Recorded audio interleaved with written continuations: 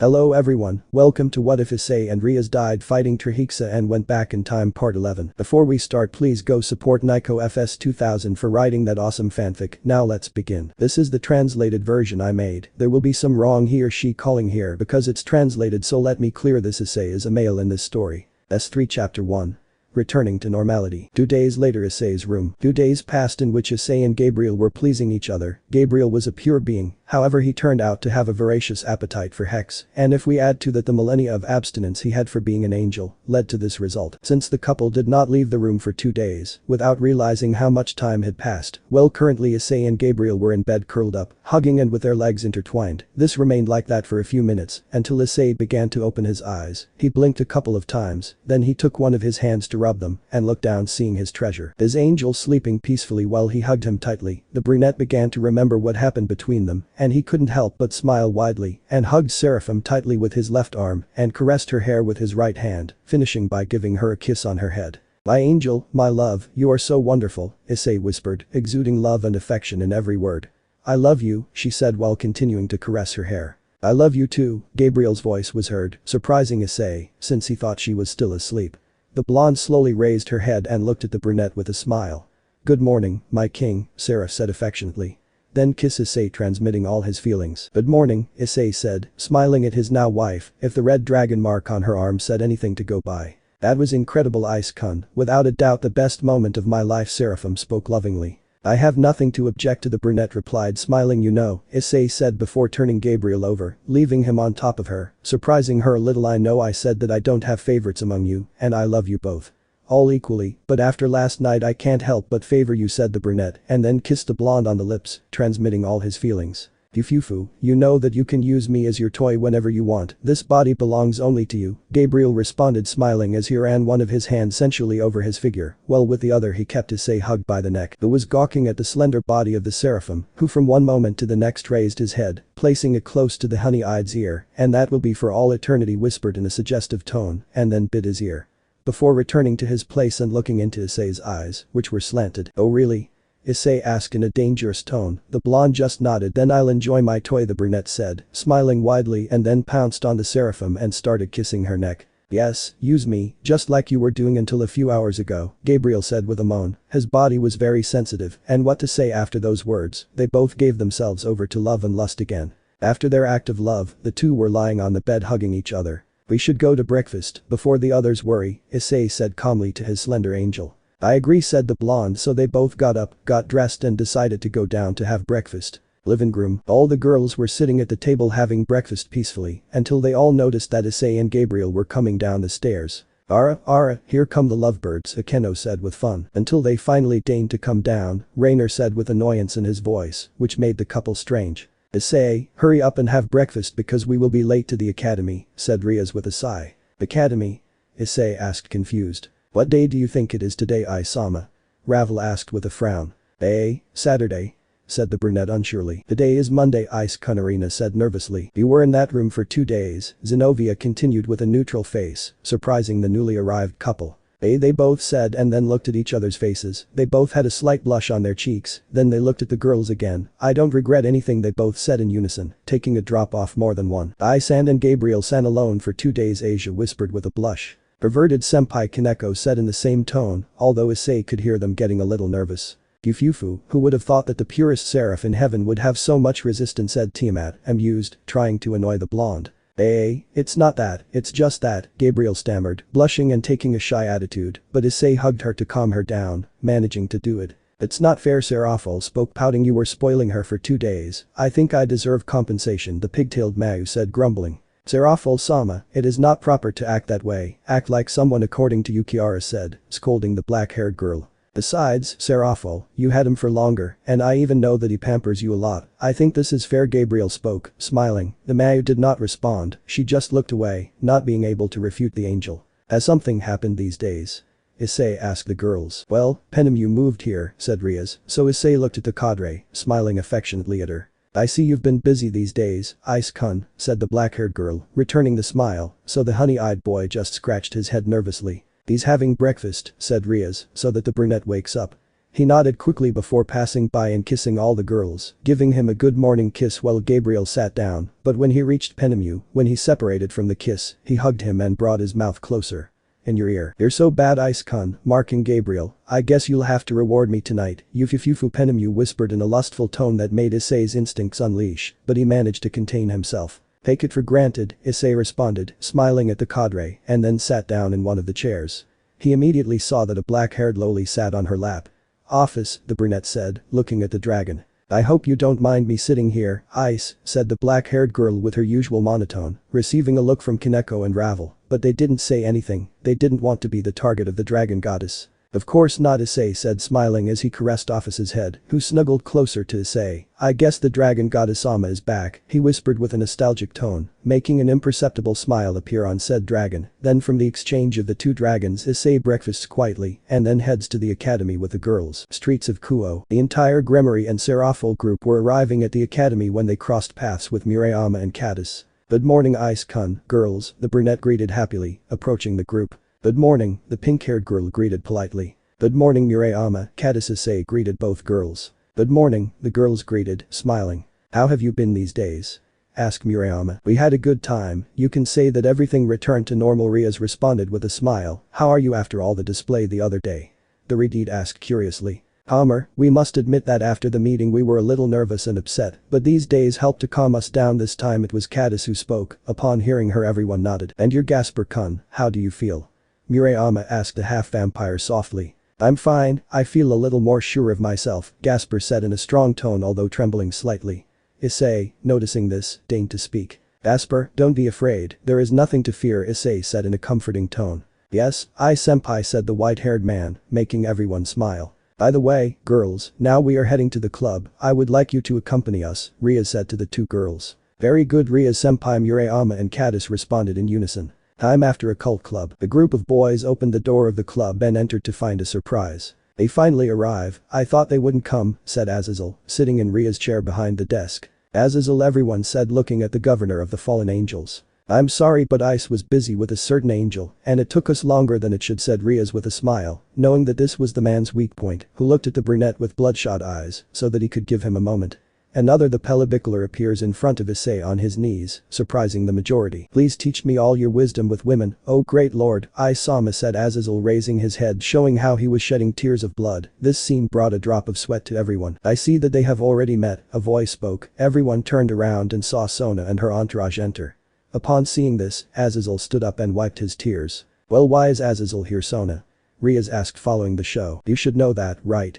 Traveler from the future, Sona spoke with a serious tone, disconcerting Rias and leaving a silence in the room. The couple involved could only smile nervously. I am here by Surzich's orders, from today I will be the supervisor of the occult club, as well as a chemistry teacher at the Kuo Academy, Azazel said in a professional tone that no one believed. Everyone said except for the Citri entourage, Rias, Issei and Seraphol. I didn't think you would come so soon, Seraphol said with a nervous smile. I guess you would do anything to escape from work, the mag finished, making the cadre laugh nervously. Wait, did you know that, Ni-sama?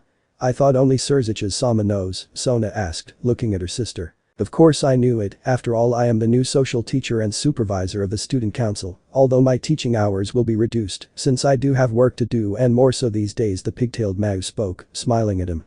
To his sister, who was paralyzed for a moment. That was the scream that Sona gave when reacting, but Azazel told me that if he came you would return to the underworld, Sona said in a stutter. Please Otan, Ice-kun is here in Kuo, do you really think I will separate from him? Seraphol asked in a funny tone. You lied to me, Sona said angrily, pointing at the fallen man, who only looked away. Ah, sweet revenge, said Rias with a singing voice. What do you mean? Sona asked her friend, upset. You know, in my time, exactly what you just said happened. You sold me to Azazel so that Serachan wouldn't come. You get what you deserve, Rias said happily. Damn indeed, Sona muttered in a defeated tone.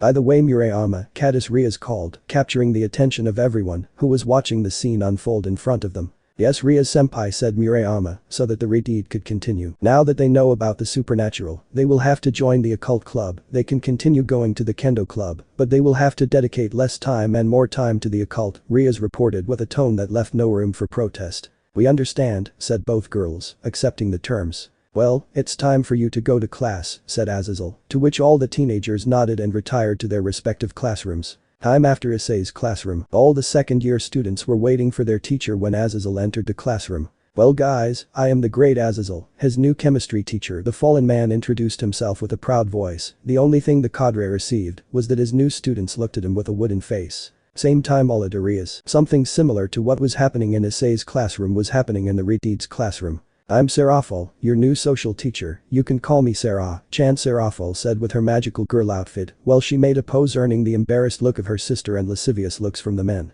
This day will be long, thought the supernatural beings belonging to said classrooms. After school occult club. After classes passed normally with the addition of Azazel and Seraphil to the program, both entourages were in the club talking certain things. "In 2 weeks it will be the holidays and we will go to the underworld," said Rias calmly, capturing everyone's attention. "It's true, we will go too," said Sona would-be. "Will we go to the underworld?"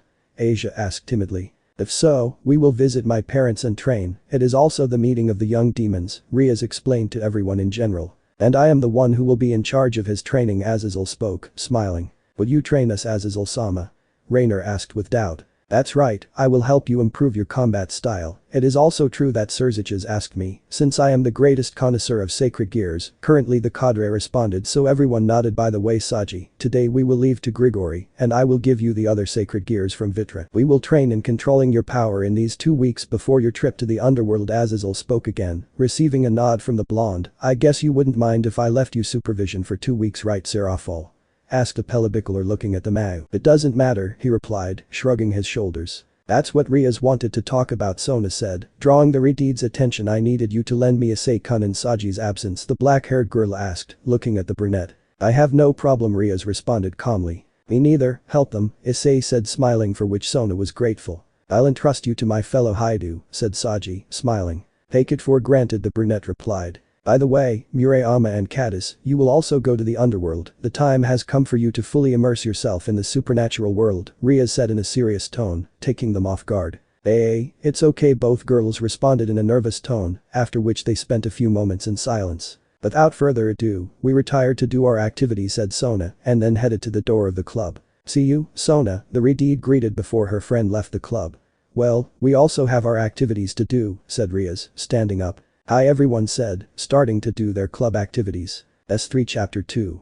Lavinia-sensei. Hours later with Lavinia, the beautiful blonde-haired magician came down from the stage at the bar where she worked and went to the bar where Tobio was. "Today you finished earlier than normal," Tobio said, watching his friend approach. "Yes, I have things to do now. If I finish early I will come back here, otherwise we will see you tomorrow." Tobi-kun, Lavinia responded with a smile on her face. "Right, it's about that favor that he asked you, right?" the black-haired man asked with curiosity. "That's right, now I'm heading there," the blonde replied calmly before starting to head towards the exit. "Good luck with your new student," Tobio said, amused. "Thank you," the magician responded, smiling, leaving the bar.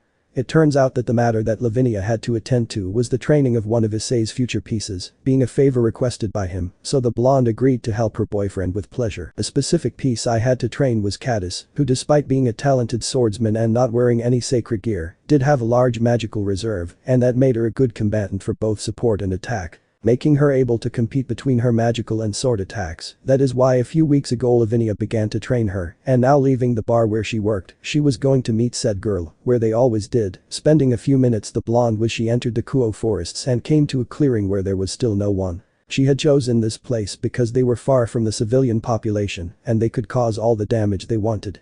It was still a little early and she sat down under a tree and waited for her student to arrive. Some time passed and the blonde opened her eyes, seeing how a pink hair was approaching her from among the trees. "Good afternoon, Lavinia-sensei," the magician's apprentice greeted respectfully, bowing, so the blonde smiled and stood up under the tree. "Hello, Taste-chan," the magician greeted her, giving her her typical nickname that she gives to every person close to her. "I hope you're ready for a few hours of arduous training," the blonde said with a slightly gloomy smile, making the girl in front of her shiver. "Of course I'm eager to improve," the pink-haired girl responded with a nervous smile reflected on her face. "Well, as you always do, meditate for a few minutes and accumulate all the mana you can. Today I will teach you the calculations for a new spell, and then we will finish as always with a small battle," Lavinia explained to her student, who nodded enthusiastically. "A new spell? What element will it be this time?"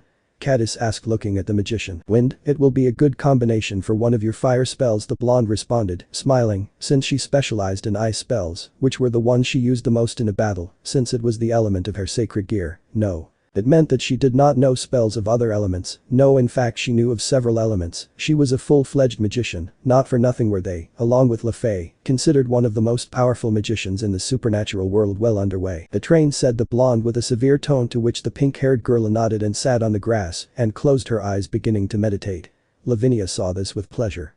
As the minutes passed, the magician felt how the magical power in her student was increasing. So a satisfied look appeared on her face. However, she was going to leave her a little longer so that her power could accumulate even more. Enough, said the blonde, as she spent some time thinking that the magical accumulation produced by her student was satisfactory. Upon listening to her teacher, Cadis opened her eyes, which shone with power, yet she did not lose concentration, since, if she did, all her effort would not be useful.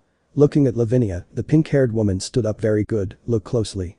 Now I will show you the spell you have to learn, said the magician to her student, and then stretched her arm pointing towards a tree. Concentrating her mana, a magic circle appeared and the wind began to swirl around her. After a few moments, a sharp blizzard of wind was thrown towards the tree, cutting it cleanly and leaving several cuts on the bark. Cadis saw this in amazement. Incredible, said the pink-haired girl, applauding with excitement for learning that spell. Well, you have to try to replicate that. I don't pretend that you can do it with the same power, but I do claim that you can achieve it. I suppose that with everything you have been progressing, you have the minimum capacity to deduce the calculations of the spell through the magic circle, he said. Lavinia looked at Cadis calmly, who only nodded in confirmation of the blonde's words. However, just in case, write down the calculations on a piece of paper to make it easier for you, said the magician, passing a piece of paper to the girl, who grabbed it gratefully. Although it is preferable that you do not need the sheet to deduce the spell and execute it, I know that it can still be difficult for you to achieve it. Lavinia spoke, smiling at the pink-haired girl. Yes, thank you very much, Lavinia-sensei. Cadis responded gratefully to her teacher. I will start practicing right now, she said, to start practicing under the attentive gaze of the blonde. A couple of hours later, a few hours had passed since Cadis started practicing, and she was currently preparing to cast the spell. Are you ready, Cadis? Lavinia asked her student. Yes, I am, the pink-haired girl responded seriously. Well, do it then, said the blonde, listening to the magician's order. Cadis stretched her arm pointing towards a tree, then a magic circle appeared and the wind began to swirl around her, and a few moments later the same spell done previously by Lavinia, but with less power. He shot towards the tree, cutting the bark of it. Very good, it is a great progress for only a couple of hours, said the ice mage, pleased. However, she said again, looking at the arm with which she cast the spell full of small cuts produced by the wind. I think that currently you should concentrate on the wind not hurting you, the blonde explained to the pink-haired girl, who nodded, a little hurt, but it was nothing serious. After receiving her nod, Lavinia approached Cadis and put both hands under her student's arm, then afterwards, a magic circle appeared and the pink-haired girl's wounds began to heal. It was a healing spell. Perhaps it was not as effective with Asia's Twilight healing sacred gear, but it served its purpose. When the blonde finished, she walked away a little and looked at him. The girl in front of her, I think the time has come for our little fight, Taste-chan, said the ice magician, smiling. I think that's fine, Cadis responded, moving away from the other girl and getting into a fighting pose. Oh, you're a little energetic, said Lavinia, amused. Of course, fighting is the most fun part of training, Cadis responded, a magic circle appearing in her skilled hand, forming an ice spear to replace a sword. Yufu, we agree on that, the blonde responded, imitating the action of her now opponent. Lavinia challenged, and without further saying, Cadis rushed forward attacking Lavinia. She swung her ice weapon trying to cut her teacher, however the magician blonde blocked with her own weapon and pushed the pink cat forward to distance herself. After that she sent a slash that Cadis blocked without much difficulty, and then a fight for dominance began. Slashes came and went from both sides. Even though Cadis is an outstanding practitioner of kendo, Lavinia was extremely superior in all aspects of combat, thanks to her training and experience gained in the combats faced with her team in the different missions they had in Grigori. Cadis attacked with a downward cut that the blonde blocked, however, she did not wait for the next movement, and the pink-haired woman sent a punch forward aimed at Lavinia's head, but this was not a normal punch, since, in front of Cadis's closed fist, a magic circle appeared from which a lightning storm. Reacting quickly, Lavinia stepped back and hit the ground with her heel, where a wall of ice came out where the electric attack hit. When the danger passed, the ice wall descended. I must give you credit, Taste-chan, casting a concurrent spell while attacking is difficult. I must say that I did not expect it, said the magician, smiling. HMP, it's not fair. You can manipulate the ice at will thanks to your sacred gear. That is more effective and faster than executing a spell, the pink-haired girl complained, pouting. When Lavinia saw this, she laughed. Yufu, it's my fighting style after all. They don't call me the Ice Princess for nothing, said Lavinia, amused. What do you think if from now on we attack only with magic? The blonde asked, looking at her student. I think that's fine, Cadis responded, a magic circle appearing in front of her, from where a torrent of fire came out attacking the blonde, who just smiled and began to be enveloped by an icy blizzard. With a movement of her hand, said blizzard was directed towards him. Cadis's fire attack, neutralizing it and extinguishing it, following his path towards the pink-haired girl who, upon receiving it, felt a chill run through her body. How cold, Cadis said, shivering and hugging her body to keep warm. You should know that that element is not going to work on me, one of the only ones who can hurt me with it is Susaku, Lavinia said with a smug smile. Susaku? The pink-haired girl asked confused. She is a good friend of mine, the blonde responded, to which Cadis nodded. If that is the case, we will see what you do with this, said the swordswoman, generating another magic circle from which a large amount of water was shot towards the blonde, who only smiled when the temperature began to drop around her, beginning to surround herself with a cold aura. Then she snapped her fingers and all the water that was rushing towards her turned into ice and then turned into frost. Upon witnessing this event, Cadis was left with her eyes and mouth wide open in shock. She was not expecting such an outcome when he launched his attack. But attacks like that, you won't be able to do anything to me, the blonde said smiling, but don't feel bad. To have started with magic a few weeks ago, you know a lot about it, you should feel proud, Lavinia praised her student, who smiled gratefully. What do you think if we practice the ice spells that I have taught you so far and leave it for today? Asked a mage carrying absolute demise. Hi, Cadis responded, smiling at her teacher, and then began to practice said spells, which were ice spears, frozen blizzard and also ice wall, since according to Lavinia, she would need some defensive magic for the various attacks, that is why he showed it to her, and they spent the next few minutes practicing. When they finished, Cadis left the place, leaving only Lavinia there. Do you like to spy on beautiful girls? The blonde said supposedly into nowhere with a smile. What can I say, is a delight to the eye, said a voice from the depths of the forest. A few moments later Issei was seen appearing from the trees, who was approaching Lavinia. Dufu, so you like to see me, Icon? The blonde asked flirtatiously. That question is strange in my life, Issei answered, already in front of her girlfriend, who wrapped her arms around Issei's neck while he brought her closer, hugging her waist, and then immersed in a loving kiss, which they both enjoyed. It's a joy to see you, Icon, Lavinia said with a happy smile as she separated from the kiss. I've missed you, Lavinia, Issei responded, caressing the blonde's cheek, who closed her eyes and leaned on the brunette's hand. How was your training with Tannen? Asked the magician. I can well say that I have become more powerful, Issei responded, continuing with the treatment of the girl, so that later, they both looked into each other's eyes and gave each other another kiss. And how did you see Tace-chan's training? The blonde asked, curious about what the brunette was thinking. I was surprised, she has learned several spells in the short time in which you are training her, plus I couldn't see how she fought in the attack on the faction meeting, Issei responded, giving his opinion. I understand, the truth is that she has abnormal skill and potential to exploit in magic, she makes me feel proud, Lavinia responded, proud of the progress of her student. Even so, mastering a couple of spells does not make you a good magician, she still has a long way to go, the blonde finished with a semi-serious tone. I understand, even so her ability will be useful for what's coming, Issei said, receiving a nod from the magician. After the talk, the couple spent a few minutes pampering each other until they were cut by a magic circle in the brunette's ear. Did something happen, Icon? Lavinia asked curiously when the magic circle disappeared. It seems that Azazel is home and he has already finished the training room that I asked him for, and also dinner will be in a while, Issei responded to the blonde's question. I understand, Lavinia responded, giving the brunette another kiss. You will not come? The honey-eyed man asked between kisses. No, the magician answered, but I promise you that tomorrow I will go to breakfast, said the blonde, kissing the brunette again, who only nodded at what the magician said. We will see each other soon, Kun, said Lavinia, separating from Issei and greeting him and then disappearing. In a magic circle, the chestnut tree only festered to disappear in its own circle. Haidu residence basement. Issei appeared through the magical transportation circle installed in the basement of his house and quickly headed towards the stairs to go to the floor where the training room was located, where Azazel and the girls were waiting for him, going up the stairs. A few moments passed until the chestnut tree arrived at the place. There he saw those mentioned above. Until you finally arrive, Azazel said, laughing. Issei did not pay attention to him and prepared to look around him and quickly noticed the changes in the room, in addition to the fact that it was expanded. To his right was a living room with several armchairs and several vending machines for drinks and food. There was even a small refrigerator, and there was also a machine that looked like one found in game rooms. A few meters further to the left, there was a red line drawn on the floor of the place that divided that area from the rest of the training room. Hello, Ice, how was it? Rias asked, smiling when he heard her. The brunette saw her and approached her to give her a kiss, and just as he gave it to her, he did it with his other girls. Where did you suddenly go, Ice-kun? Rainer asked the brunette. I had to go see about some business with Lavinia, the brunette responded to the fallen one. Lavinia said, Penem, you making Issei pay attention to her? How is she? asked a cadre with curiosity. It's okay, by the way she said she would come for breakfast tomorrow, Issei responded, to which the girls nodded. What matter did you have to discuss with Lavinia-sama? I-sama?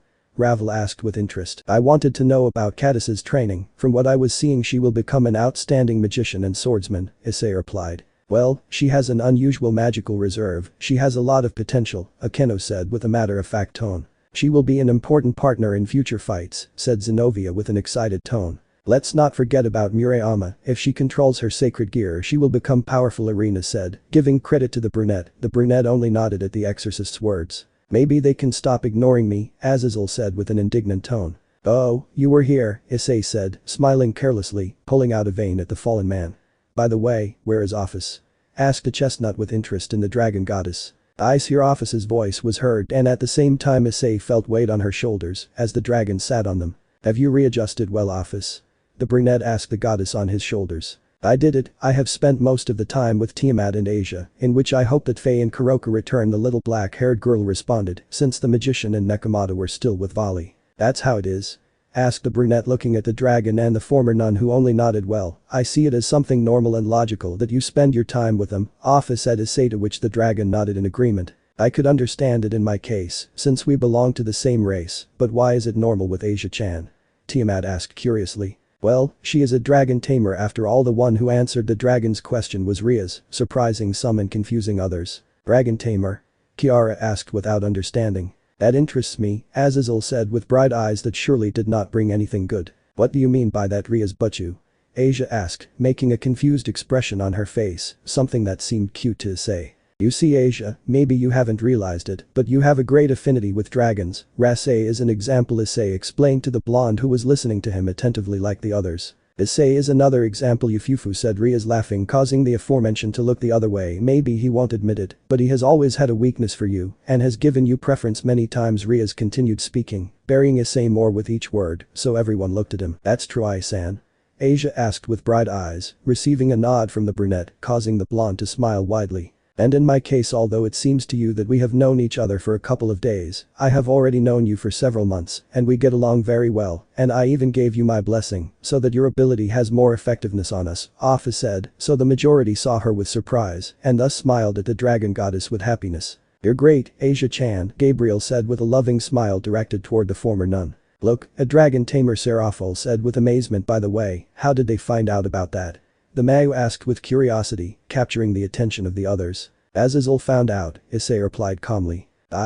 Cadre asked when he became the center of attention. In fact, you did it, or if we speak properly you will, said Rias with amusement, receiving the wooden face of the pelibicular. Well, we've spaced out too much, show us how to use the training ground. Okay, said Azazel, nodding in agreement. Follow me, he said again, approaching the machine to configure the terrain of the training field. Well, with these buttons here you select where you want to train, said Azazel, pressing some buttons, while the image on the screen changed until the image of a rocky terrain appeared. With this, you confirm to configure the training field by pressing another button. Everyone saw how the area after the red line changed to the rocky terrain that Azazel had chosen, surprising some and leaving the man satisfied. Chestnut, don't worry about the damage because the size of the room does not limit the terrain, said the fallen one, so the chestnut nodded. And lastly, this button provides a transparent magical barrier so that the damage does not reach here, he said, pressing another button to then go towards the rocky terrain, and everyone saw that where the red line was drawn, the pelibicular collided with an invisible barrier. We made this line stand out because it is the demilitant between the training field and this place, so you can see the training sessions. Whoever is using the field at that moment, Azazel spoke, turning towards the teenagers. The 3 leaders and dragons, and with this button you return everything to normal, he said, pressing the only button that he had not yet pressed, and all the rocky terrain returned to normal. As it was before. I hope it meets your expectations, Azazel finished after all the explanation. You overcame them, Azazel, now we can all prepare for what is coming, Issei said, smiling with satisfaction. I'm glad, the fallen man responded, reflecting the brunette's expression. Without further ado, I'll leave, said the black-haired man, so those present nodded and accompanied him to where the transportation circle was to leave, after which Issei and everyone, the girls, went up to the living room for dinner, which was normal with the difference that Office was good this time and gave Issei's lap to Kaneko, who happily thanked the dragon goddess. After dinner, everyone went up to their rooms. S3 Chapter 3. The Lustful Fall 18 and the Goddess of the Hunt. Issei's room. The brunette was entering his rooms with a beautiful black-haired woman hugging his waist. This woman was Penemu, who was eager to have her turn with her lover. After entering the room, Issei closed the door and activated the circle. of silence. Ifufu laughed the fallen woman, turning around, facing the honey-eyed boy. My moment with Ice-kun has finally arrived, said Penemu, giving the brunette a hungry kiss, who gladly reciprocated, exchanging saliva with his wife with delight. You are so unfair, marking Gabriel before me. I got a little jealous, you know, said the black-haired woman with moist eyes as she separated from the kiss. Oh, is that so?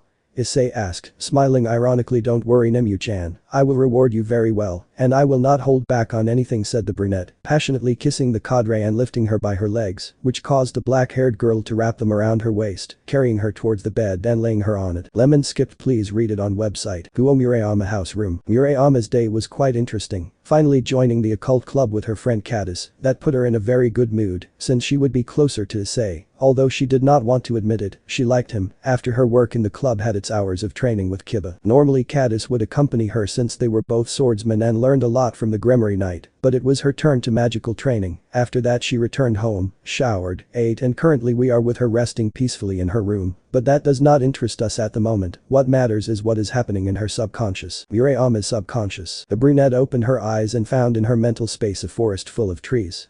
She was surprised because normally when Celine calls her here it is for something important, so without further ado she started looking for the albino. She was doing it for a few minutes until she found her talking to another person. That surprised her since it was her subconscious. That person was a woman with reddish brown hair, matching eyes, a headband with a wing on the side that looked like that of an angel. She was wearing a white dress with border and matching light armor, and in her hand, she carried a bow and on her back a quiver of arrows. Oh Murayama, you're finally here, said Celine, noticing the presence of the brunette, to which the strange woman looked at her with a kind smile. Come closer, let me introduce you. This is Artemis, the goddess of the moon and hunting, said the albino, introducing the goddess to her bearer, something that surprised her. Artemis-sama, it's a pleasure to meet you, Murayama said respectfully as she knelt in front of her goddess. Ed up Kaori, so much formality is not necessary with me, the goddess said with a warm voice, which made her follower stand up. It is a pleasure to have you here, Artemis-sama, but if you don't mind, I could ask you a question, Murayama responded, getting up from the grass and looking at the goddess in front of her. Of course, asked the goddess. Spoke. I knew from Celine that she was going to visit me, but how is she here if she is my subconscious? The brunette asked with doubt. Oh well, I'm a goddess, and we have the ability to manifest ourselves in the dreams of people close to us or who have a direct relationship, Artemis explained calmly, to which her follower nodded in understanding. I understand, and to what do I owe her visit, Artemis-sama? Murayama asked a little anxiously. Well, I came to meet you and explain to you and start your training, the goddess responded, to which the brunette nodded. But first, why do you want to become strong? Artemis asked with interest. I want to fight to be of use to Ice-kun and to be able to help him in whatever comes, Murayama responded with determination reflected in his eyes. I am man? Artemis asked, making a face. Oh Mura-chan, I didn't tell you, but in the time that Artemis was here, we talked about you, and I revealed information to her about certain topics, Celine said, to which the brunette nodded. You don't like men, Artemis-sama? Murayama responded with another question. They don't, but thanks to a certain deity I can tolerate them. I can even say that I have some male friends, but I prefer to interact with women, the goddess responded seriously, surprising Murayama. Wow, that's unexpected, the brunette responded, coming out of surprise. What are you talking about? Artemis asked with intrigue. Well, when I asked you that question, I imagined that you were going to answer that you repudiated them endlessly, the teenager responded. I have calmed down a little in that sense, but that boy Issei is really unpleasant. Look at having a harem for his own pleasure, the goddess said with displeasure. That is not true, the brunette intervened, drawing the attention of her goddess. It is true that Issei-kun has a harem, but I can assure you that he has it for love and not pleasure. Issei-kun has it for all the positive things that characterize him and are reasons why different girls have fallen in love with him. He may be a pervert, but he has the purest soul that exists, or at least that's what Gabriel-sama says, Murayama explained to the goddess, who smiled to see how her follower defended him. Boy, it was a little funny to her, however Gabriel's name interested her. Did you say Gabriel? Artemis asked, a little impressed, but she didn't show it. The brunette just nodded. Well, even she is in that boy's harem, Artemis said with interest. Well, if even the purest seraph in heaven is in a relationship with him, she must be for a reason, the goddess finished saying. Yes, I am sure that if Artemis-sama takes the time to get to know him, she will be able to like him and even become friends, Murayama responded, smiling at the goddess. I doubt it, but well, let's get to the important thing. Your training, said Artemis, smiling with emotion, to which the brunette nodded. First, I want to inform you that to train the use of your sacred gear, it is necessary to do it in an environment that has certain characteristics. That's why I am afraid that you will have to miss the academy more frequently and meet with me and my hunters, especially for divine possession, which is a complicated art. For the moment, being in your subconscious, we will train your use of the bow, the goddess explained, taking the brunette off guard. But Celine told me that this was a suitable environment to train, and I didn't think I would have to spend so much time outside. Murayama protested to the goddess. Mura-chan, in this space when meditating you can only train your concentration, which is decisive to manipulate the divine aura, but for it to be effective and productive, you have to do it from the real world and become one with nature. Celine intervened, explaining to what the goddess was referring to. Nature? The brunette asked confused. Well, you could say that in a certain way. I am also a goddess of nature, Artemis said smiling, surprising Murayama. Well then, the brunette responded with determination. Well, we will start your training here in your subconscious, and after a while I will send for you so that we can meet and begin the real training, said the goddess with a soft tone. Hi, Murayama responded with conviction. Well, start meditating a little, and then we will practice your archery, said the goddess clapping. She was excited to teach the art of archery to someone again. The brunette just nodded and did what the goddess told her, and thus her training with the goddess of the hunt began. S3 Chapter 4. Team Volley. Next morning, Haidu residence. We found ourselves in Issei's room, where our brunette was sleeping peacefully. Next to him was a beautiful black-haired woman, who was clinging to him in a tight hug, keeping her head resting on the boy's chest. Both of them were resting comfortably, recovering their energy from the dazzling night they had had. However, their rest was interrupted when the sun's rays began to illuminate the room directly in the eyes of the brunette, interrupting his sleep, who with annoyance began to react. Opening his eyes, he could only close them again when the lightning blinded them. Damn son, Issei said with annoyance, rubbing his eyes with his hands. Why do I never close the curtains? He asked himself with disdain and then sighed. Because if you do you would never wake up in the morning, Drake responded with amusement, surprising his bearer a little. Oh Drake, are you awake, said Issei smiling. Of course I am, you always have to be prepared in case something happens. I'm also rested enough, I slept a lot, the dragon responded to his companion. I guess you're right, the brunette whispered, hugging the sleeping woman on top of him. Of course I have, and in everything I have said, Drake responded confidently. The brunette only gave a mental nod to his partner. Of course, we'll talk later, Drake said Issei, to which the dragon nodded and then disconnected the communication. With his talk with his friend over, the brunette concentrated totally on his beautiful Detenshi, seeing her sleeping peacefully with her slow breathing and a smile on his face. One of his own appeared on Issei's face, and then with one of his hands he began to feel the black hair from the fall. Beginning to caress it, he felt its softness, loving the sensation of touch. His smile widened, and he noticed how the smile of his beloved grew larger as she snuggled closer to him and murmured her name in her sleep. Issei only accommodated her better in his arms, tightening his grip on Penemu's waist and then giving her a loving kiss on the head. I love you, my beautiful angel, the honey-eyed man said in an almost inaudible tone with a smile that reflected happiness, spending a few minutes in which he continued pampering the body of the beautiful fall, waiting for her to wake up. She began to show signs of movement, so Issei paid attention to her for a few seconds. Then he saw how Penemu's eyes opened and they stared at him, passing one of his hands over her eyes, rubbing them. He gave a tender yawn. Good morning, Ice-kun, the black-haired girl greeted, smiling. Good morning, Nemu-chan, the brunette imitated her with the same expression on his face. After the greeting, the two stared at each other for a few moments before Penemu cut her distance and gave the brunette a tender kiss, which everyone transmitted her feelings, but that didn't stay that way, and the fall deepened the contact between them, becoming more attached to her man, and they exchanged saliva for a few long moments until they separated. I love you, the fall said happily, snuggling into the chestnut's chest. Me too, Issei responded, putting more strength into the hug he shared with her beloved, which Penemu gladly received, and so they spent a few minutes in silence, enjoying the moment between them. How did you sleep, precious? Issei asked lovingly as he caressed the fallen. Very good, my Ice, and you?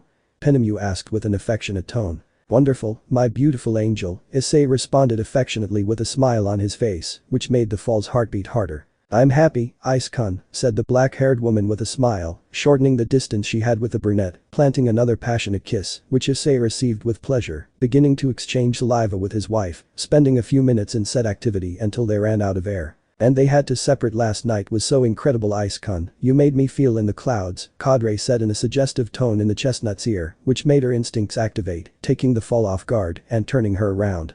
About her. Remembering how last night I played with this sinful body of yours excites me like you have no idea, Issei said in the black-haired woman's ear in a hoarse tone before taking a little distance.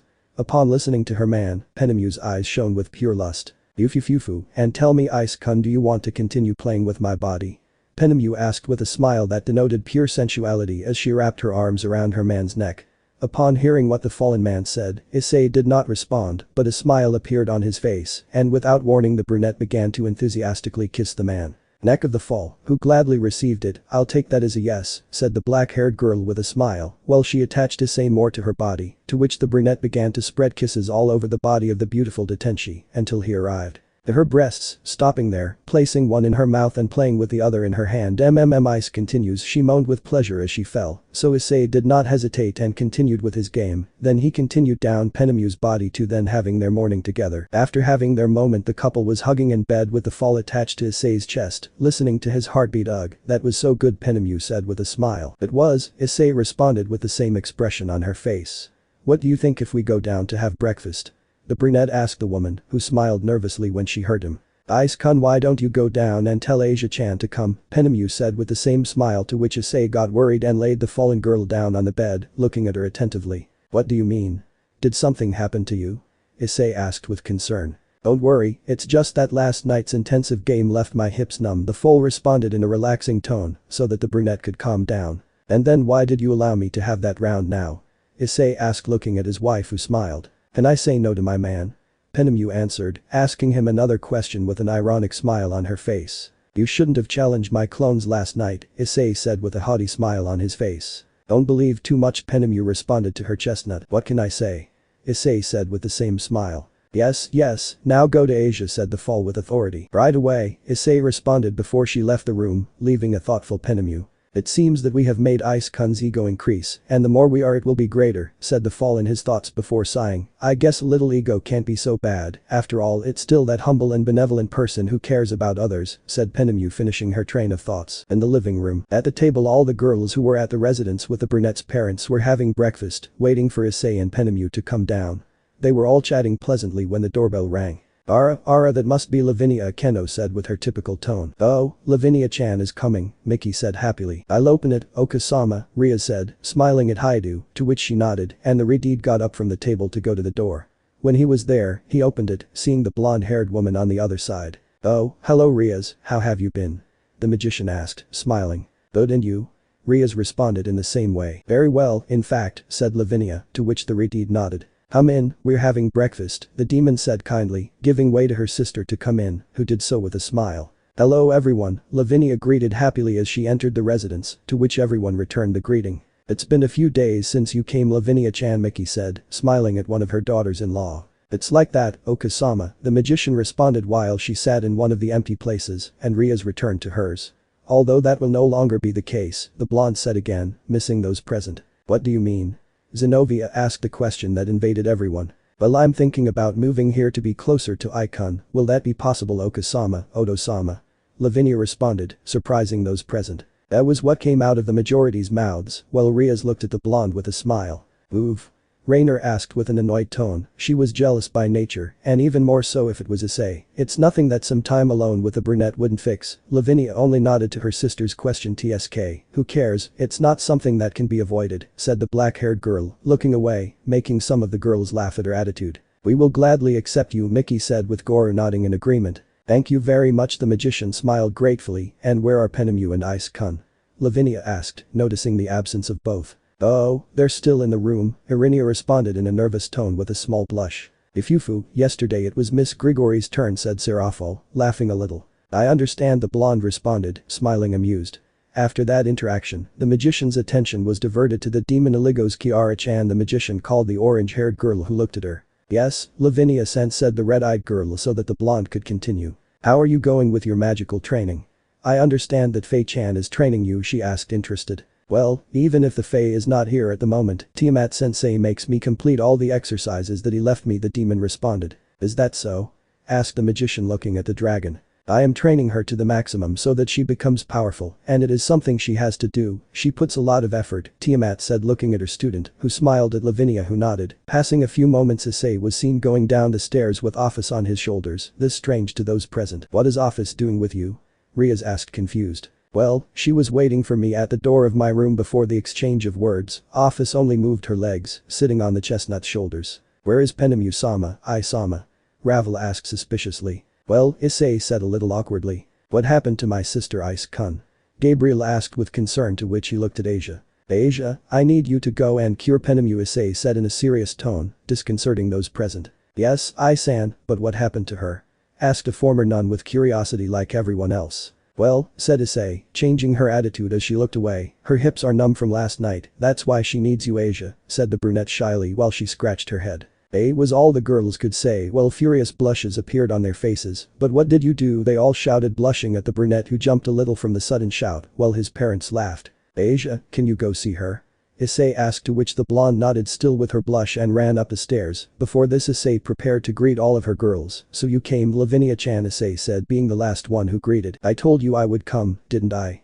The magician responded while she caressed the cheek of her boyfriend, who smiled before separating and heading towards his chair. Pervert, she heard Kaneko say when she passed by her in a dry tone, probably because of what happened with Penemu. Kaneko-chan, Issei said nervously, but the expression of disapproval did not disappear on the Nekomata's face, making him sigh. Reaching her chair, he sat down, while Afa settled on her lap and moved her hips in it while she snuggled into Issei. Afa, said the brunette in a growl, curious to feel the movement of the dragon goddess's hips. You smell like a fallen angel, said the black-haired girl, looking at Issei with a faint shine in her eyes, her brow slightly furrowed and what seemed to be a pout on her face.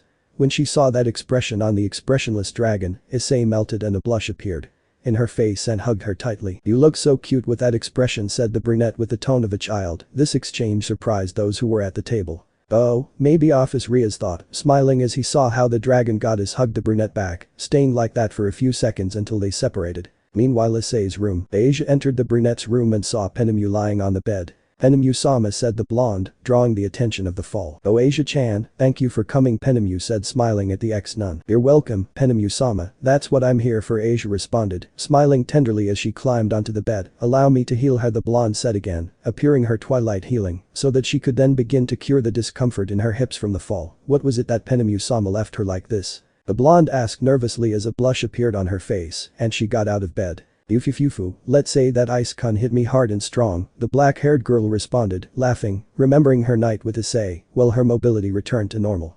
Upon hearing the words of the fall, the demon's blush deepened and she began to stutter. Ara, despite having done it with Issei, you are still very shy and innocent, said Penemu, amused. Asia tried to say, ending up lowering her head, not being able to look the cadre in the eyes. Ifufu, don't listen to me, Asia-chan, I'm just joking with you, said the black-haired woman, caressing the blonde's head, who looked her in the eyes, so they both smiled after a few moments. Let's go down to have breakfast, Asia, the cadre spoke while getting out of bed. Yes, the blonde responded, so both Seker-Uete couples headed towards the first floor. In the living room, Asia and Penemu went down the stairs, drawing the attention of those who were having breakfast. When Issei saw them, he smiled. Good morning, I'm sorry for worrying you, Penemu greeted those present, who smiled at her. The brunette picked up Office and put her on her shoulders and then stood up and walked towards the two women. Thank you for taking care of Penemu, Asia, said the brunette, standing in front of the ex-nun to give her a tender kiss. You're welcome, and the blonde responded when they separated from the kiss. Then Asia saw Office on the brown man's shoulders, who gave her an imperceptible smile and the peace symbol with one of his hands. Asia smiled at the gesture of the now more expressive dragon goddess. After that exchange, Issei diverted his attention towards the fall. How do you feel, Nemu-chan? The brunette asked with concern. The fall smiled at the way his beloved was. Great, I told you that a while ago, didn't I? The cadre responded in a mocking manner. At that response, Issei smiled and, just as he did with Asia, he gave her a loving kiss, which the fall gladly reciprocated. After a few moments, they both separated and then the three of them went to sit down to the table and continue with breakfast. Are you okay, sister? Gabriel asked worriedly when Penemu sat next to him. I am Gabriel, don't worry, the cadre responded calmly. But how are Penemu-sama not going to contain themselves?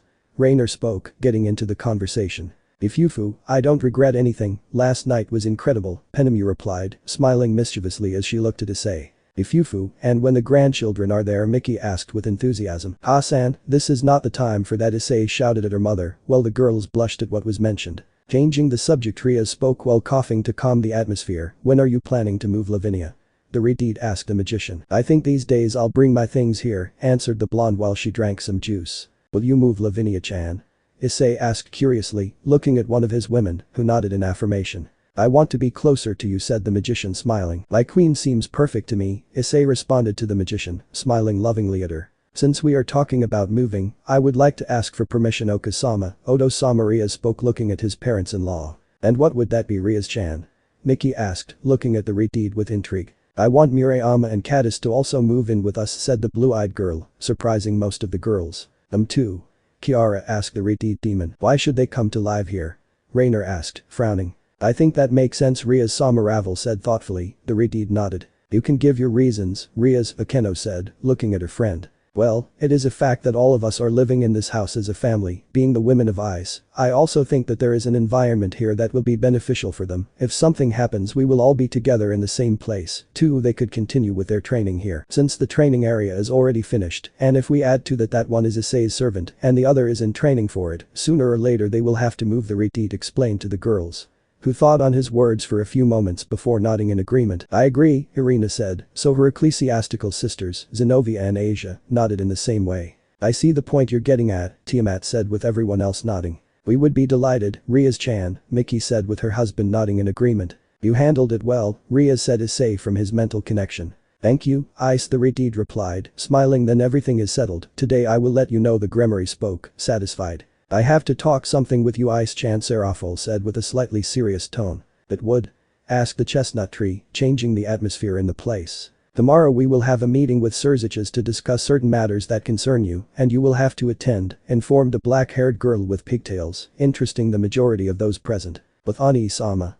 Rias asked with curiosity. The Mayu only nodded, not giving more information, making her understand that they were serious issues. It's okay, Sarah-chan, we'll go, Issei responded calmly. What time would it be, Serafol-sama? I-sama, is someone busy, and I have to see if she has time, Ravel spoke in manager mode, receiving the look of the magical girl. The best would be before classes, then I will be busy with classes and my work as a Mayu. Lately I have been busier, Serafol said to the phoenix, who was thoughtful, and then took out a notebook from a magic circle, where she had written down the commitments they had.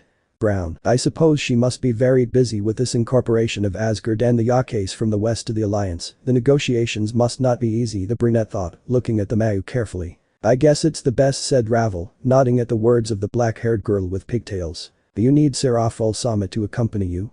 Kiara asked uncertainly. Oh, don't worry, Kiara-chan, it's not necessary, the Mayu responded, to which the Oligos nodded in understanding. After that exchange a few minutes passed. Suddenly a magic circle appeared in Issei's ears, who answered and was talking for a few minutes, until the communication was cut off. Who was Ice-kun?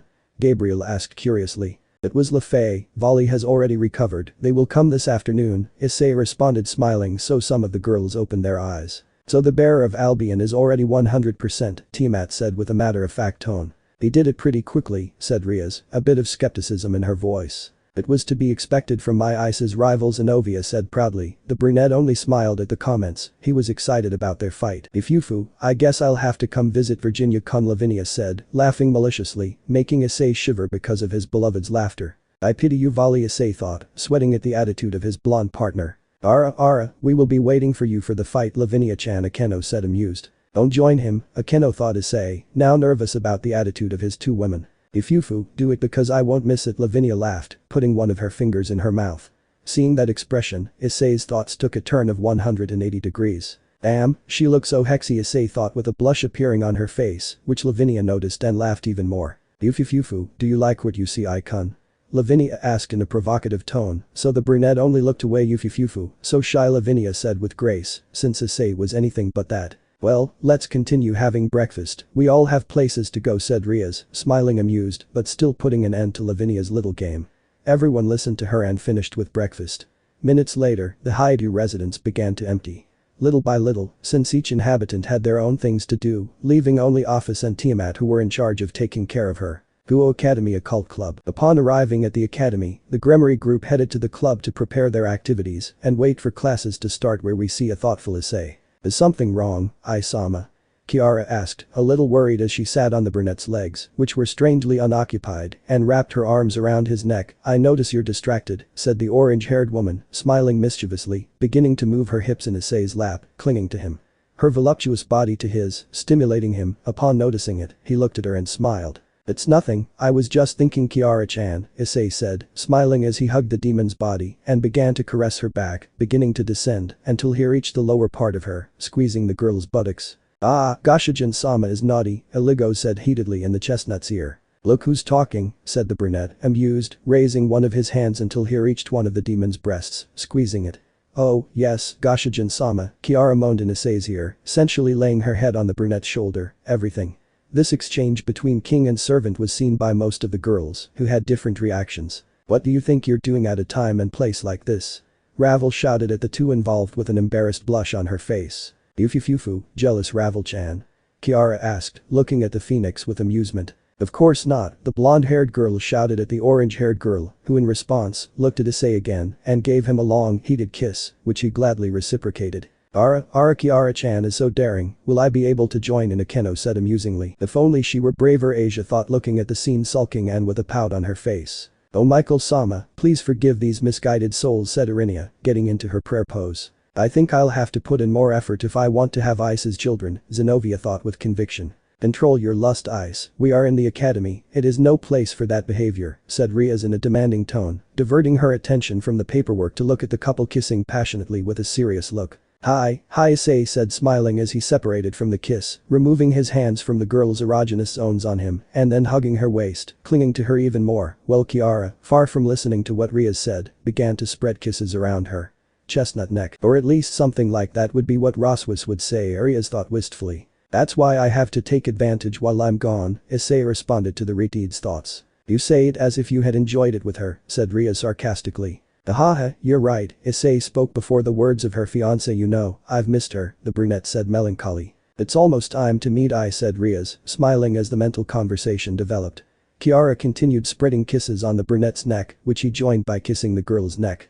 This took the patience of a certain fall to the limit. That's enough, stop it, Rainer shouted, lifting Kiara from Issei's lap and leaving her still next to her. How much envy that body exudes from Satan, Kiara said provocatively when Rainer let her go. Of course not, Rainer flatly denied the words. Envious, Kiara said, continuing with the provocation. I'm not, Rainer said loudly with annoyance at the demon's provocations. I wouldn't be surprised if the reason you fell was envy. The orange-haired woman continued attacking. Not only that, but being the first woman of Isama, you lack confidence and are not able to take the initiative, Kiara said, causing Rainer. I would clench my teeth and fists with pure fury. What did you say, you dirty fifth-grade demon? The black-haired woman shouted in anger. What you heard, envious fool, Kiara said with annoyance. Enough, Rias shouted with authority and annoyance, exalting the girls, both those involved and those who were watching the exchange with concern. Leave this useless fight and behave, said the Retied with her eyes flashing crimson, making the girls shiver.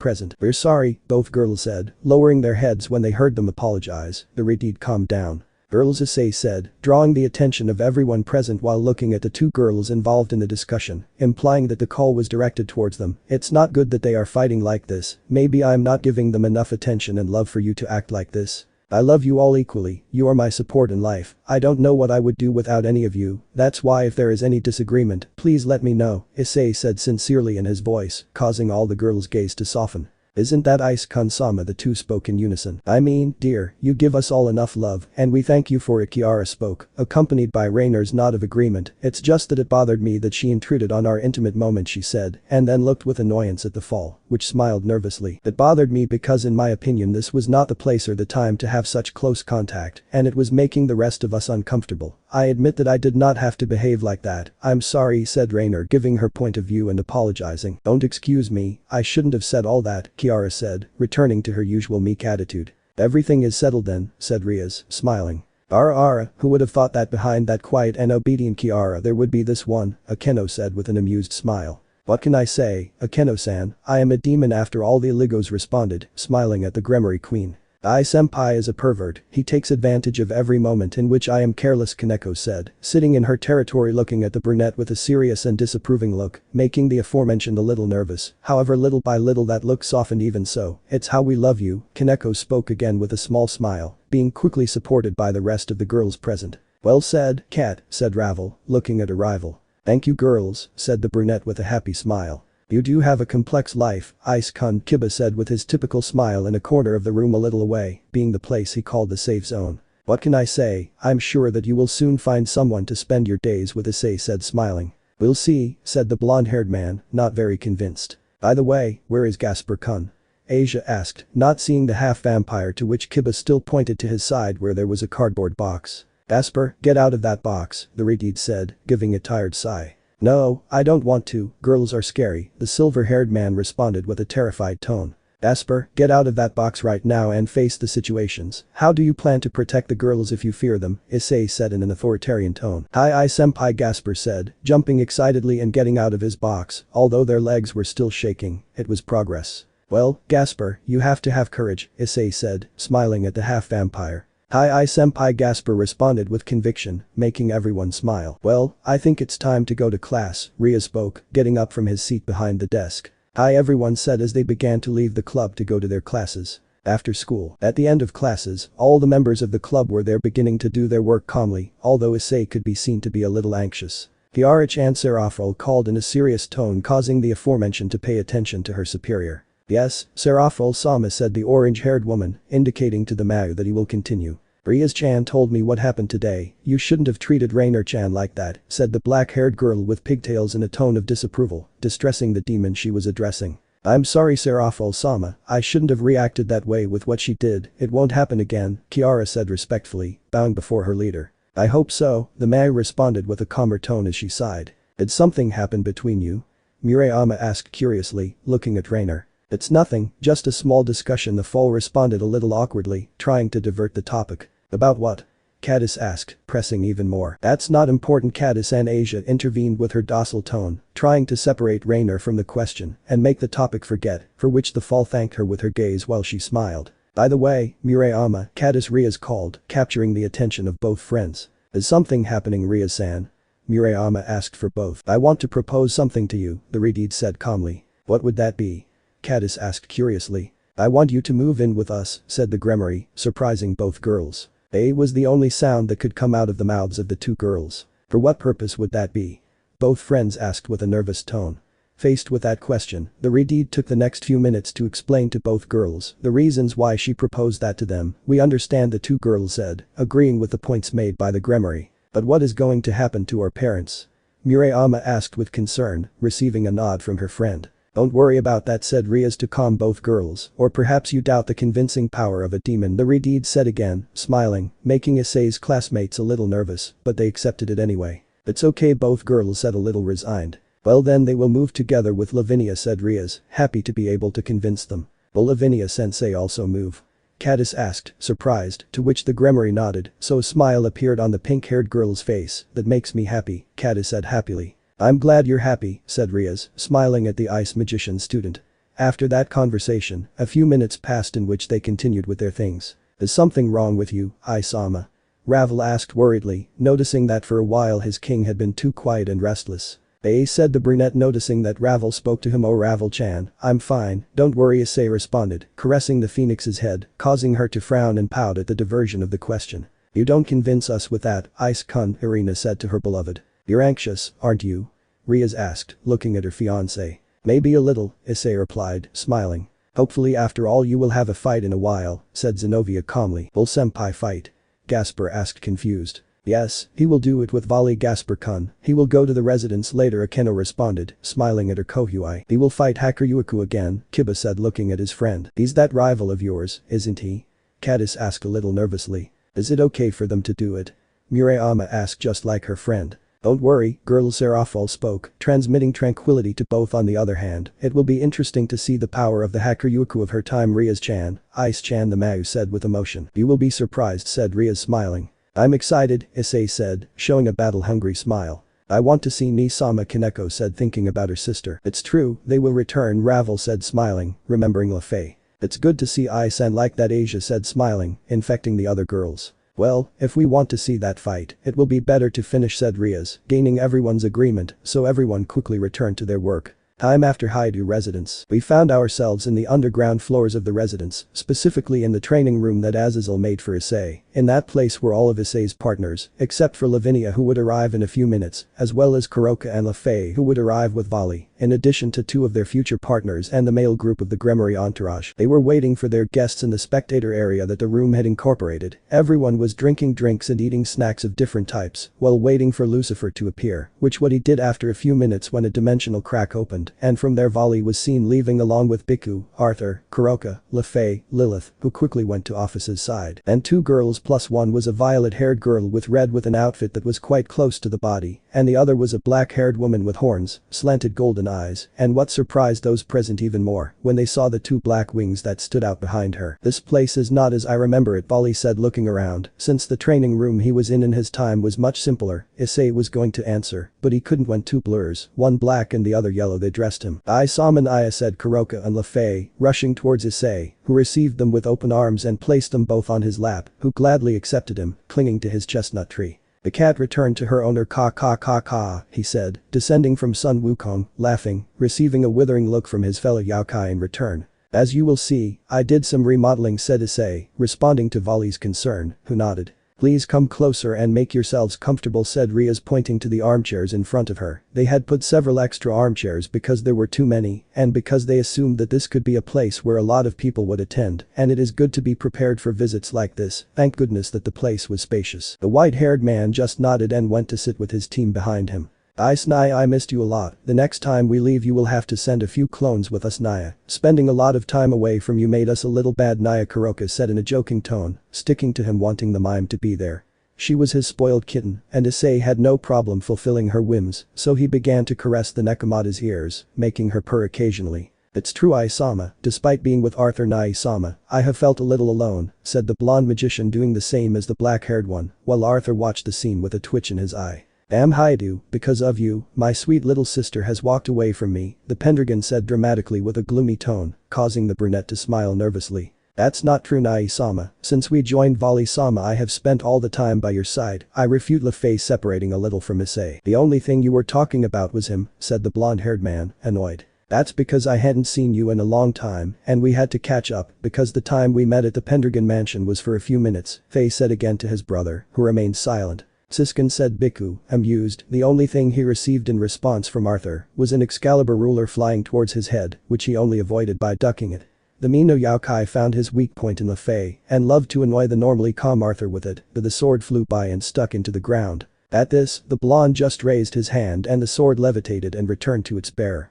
This surprised some, but they quickly came out of their shock when Rias spoke. "I see that you followed our advice and got new companions," said the Redeed, looking at the two unknown women who came with the white-haired man. "It's not like that, they were already there when I met them. It seems that Lefei not following her brother and that Kuroka did not meet me, the two of them are like the replacements, so to speak, in this timeline, but still I'm not complaining, they are a force to be reckoned with." Volley answered the Grimory's question with great calm. "And can we know who these beautiful ladies are?" Issei asked, smiling, receiving the looks of his women. "Introduce yourselves, girls," Volley said, so both women stood up. "I'm Albedo, high-class demon," the black-haired woman with horns introduced herself proudly, who for some reason since she arrived hadn't taken her eyes off of Issei. She was observing him with penetrating eyes, as if she were analyzing him. "I can tell that you have considerable power," Albedo Sanpenemu spoke for the first time, receiving a nod from the girls and a shiver from others. "Of course I have it," the demon spoke proudly before sitting in her place again. "I'm Scathach and I'm a human," the violet-haired girl introduced herself respectfully before following her companion. "It's a pleasure to meet you," said most of the girls. "Albedo-chan, you are one of the demons who was free after that incident, aren't you?" Serafal asked seriously, missing the majority who didn't know what she was referring to. "That's Irafal-sama," the black-haired girl responded respectfully. "I understand," said the Mayu, nodding in understanding, before someone asked about the doubt that the majority had with what they had just heard. A magic circle appeared in the chestnut's ear. "Yes," Issei said, answering the call. As soon as he did so, a malicious smile appeared on her face, which made Volley have a bad feeling. "Well, we're in the training room, see you here," Issei said before hang. "Will he come?" Rias asked her fiancé. "Yes, he will teleport to the magic circle in the basement and come here," answered the brunette. "Who was Issei?" asked Volley, alert for some reason. "We will have a visit," the honey-eyed man responded to his friend. "Who is it?" the white-haired man asked, staring at his rival. "It's a surprise," Issei responded, smiling innocently. This answer left Volley uneasy, but he knew that his questions would soon be answered, and so it was when a few minutes later, Lavinia appeared on the stairs that led to that place, smiling widely. He froze. Seeing her, he watched as she approached in an elegant and regal manner. He felt the urge to get up and escape. He didn't know where to go. He swallowed hard when he saw that the ice mage's smile turned malicious when she saw him and started to run towards him. "Virginia Kun," the blonde shouted happily as she ran. Volley moved further and further back in the seat and watched with terror as that woman approached. Lavinia rushed towards him and hugged him tightly, surprising Volley's companions and making Kuroka and Issei laugh amused, while Faye smiled. "Virginia Kun, how have you been? Did you miss me? Have you thought about me?" she asked in a playful tone while she squeezed the white-haired man's head between her breasts and hugged him tighter. All this was observed by Albedo who, upon seeing the scene, her anger was increasing to astonishing levels, making her act impulsively.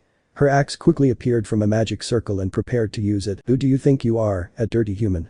Get away from Vali-sama right now, Albedo shouted angrily, attacking the blonde with the axe, who reacted quickly and dodged it, standing between the armchairs where Vali and his team were, and where there were Issei and the others. I see that you have to discipline your subordinates, Virginia-kun said Lavinia seriously, glaring at the black-haired girl. You, how dare you? Albedo growled with annoyance, ready to attack the blonde. Enough Albedo, Vali said with authority, stopping the demon in her tracks. But Vali-sama, the black-haired woman, tried to argue. But nothing, she is an acquaintance of mine, said the white-haired man, causing Albedo to click her tongue in annoyance, and then the same previous magic circle appeared again and put away her weapon. That's like my pocket dimension where I keep Durandal, said Zenobia, looking at the black-haired girl. The girls just nodded. It hurts me that you won't tell your classmates about me, Virginia-kun, Lavinia said in a fake hurt tone. What I tell them is none of your business, Lavinia, the white-haired man responded, a little annoyed, surprising his team upon hearing the woman's name. Wait, Lavinia, that Lavinia who can control and make Vali nervous? Biku asked with a tone between curiosity and amusement. So have you told them about me? The magician asked, looking at Vali, who sighed. Introduce yourselves, said the white-haired man, to which his companions nodded. I'm Biku, my pleasure, said the monkey, smiling amused. I'm Arthur Pendragon, a pleasure, the blonde introduced himself elegantly. I'm Scathach, the violet-haired girl greeted respectfully. I see that your other classmates are respectful, not like others, said Lavinia, looking at Albedo with a superior smile, receiving a penetrating and withering look from the black-haired woman who then calmed down, seeing how Vali looked at her. Damn human, I swear I'll take that stupid smile off your face, Albedo thought resentfully, swallowing his pride so as not to make an unwanted spectacle in the presence of her leader's friends. A pleasure, I'm Lavinia Renai, Virginia-kun's One-E-chan. Lavinia introduced herself to the rest of the white-haired man's team. You're not my One-E-chan, Vali said with annoyance. Why are you here? The albino asked with suspicion in his voice. Maybe I can't come see you, Virginia-kun, Lavinia replied mockingly. Don't play with Lavinia anymore, Naya, said Kuroka, amused, standing up from Issei's lap and pushing Kaneko away a little, with whom she was having a sisterly talk a while ago, to go towards the blonde, being followed by Lafay. How's Lavinia-sama? Asked a magician Pendragon, upon hearing the voices. Lavinia turned and saw the two girls approaching. Kuroka, how have you been?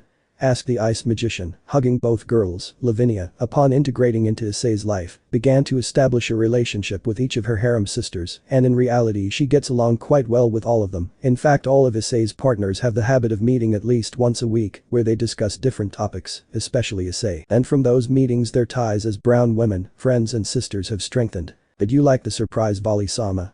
Lafay asked his leader innocently. You knew she would come, said the albino in an accusatory manner. What do you think, Naya? Kuroka asked sarcastically. Traitors, Vali whispered, making the older Nekomata laugh. And how did you find out, Lavinia?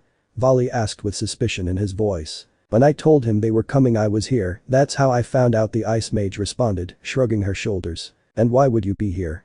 Asked the albino, investigating the topic further. Well, said Lavinia when she suddenly smiled maliciously when an idea crossed her head, and she looked at Issei and then went towards him and sat on his lap. The brunette only welcomed her with pleasure and wrapped his arms around the girl's waist, dislocating her. The Vali completely yufufufu. You see, Virginia-kun, when a man and a woman love each other they usually get together, and when doing so certain actions happen, such as Lavinia said in a mocking tone, and then looked at Issei and kissed him passionately, a kiss which he Brown reciprocated with pleasure. The magician wrapped her arms around Issei's neck, deepening the contact between their mouths, while they played with each other's tongues, exchanging saliva, making the rest of the girls a little uncomfortable. But they still tried to take it as something normal. While Vali was stunned with his eyes and mouth wide open in a state of total shock. As for his companions, Biku saw such a scene amused. Arthur had a wooden face on his face, completely stoic. Scathach watched with a calmly serious look, and Albedo had a frown on her face. She seemed upset for some reason. A few moments passed for both of them to break away from the kiss and look back at the team. Vali, the reason, Virginia-kun, is because I am one of the women of Icon, said Lavinia looking at the albino with an innocent smile. Virginia-kun, said the blonde with intrigue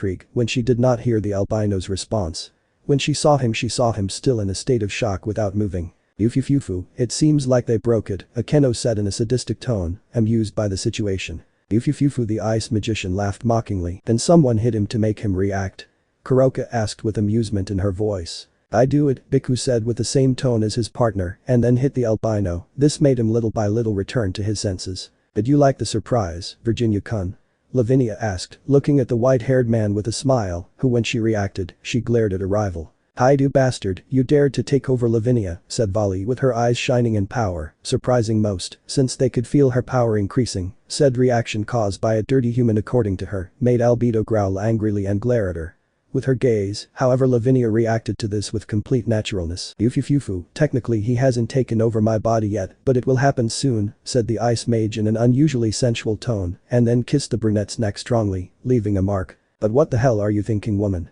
Vali shouted uncomfortably. "Vali, calm down," Issei said, emanating a little of his power to calm his rival. This made Albedo's body stand on end and captured her full attention. After a few moments both celestial dragons calmed down. "Man, I don't know why you get upset if you know that I love girls all equally and very much," said the brunette with a relaxed tone. "I know, it's just that I didn't think of it," Vali responded with the same tone as his rival. "Also this is good so that your idea of making a pact with her is easier," said the brunette, to which Albino nodded. "Our Virginia-kun wants me to make a contract with I-kun to get away from him completely," said Lavinia in a feigned hurt tone, "but that reaction from a moment ago suggests that you appreciate me," said the magician, changing her tone to one more soft but no less teasing. She loved doing it. "Think what you want, Lavinia," the white-haired man responded, looking away. "That is not known yet, I have not decided whether to allow Faye to make a pact with him," said Issei, informing her partner of the situation sitting on his lap. "Even so, I would be delighted to make contact with you, I-kun," said Lavinia, giving the brunette a kiss on the cheek, who smiled. "For my part, I-sama, they have treated me very well these days, and I have been able to spend more time with Nai-sama. I would also like to spend more time with them to give you an answer," said Lefay respectfully, to which Issei and Vali nodded. "Vali, why don't you tell us how your reunion with your companions was after arriving in this timeline?" Penemu asked, interested. "I would be interested in knowing how she met Albedo-sama and Scathach-sama," Ravel said with curiosity.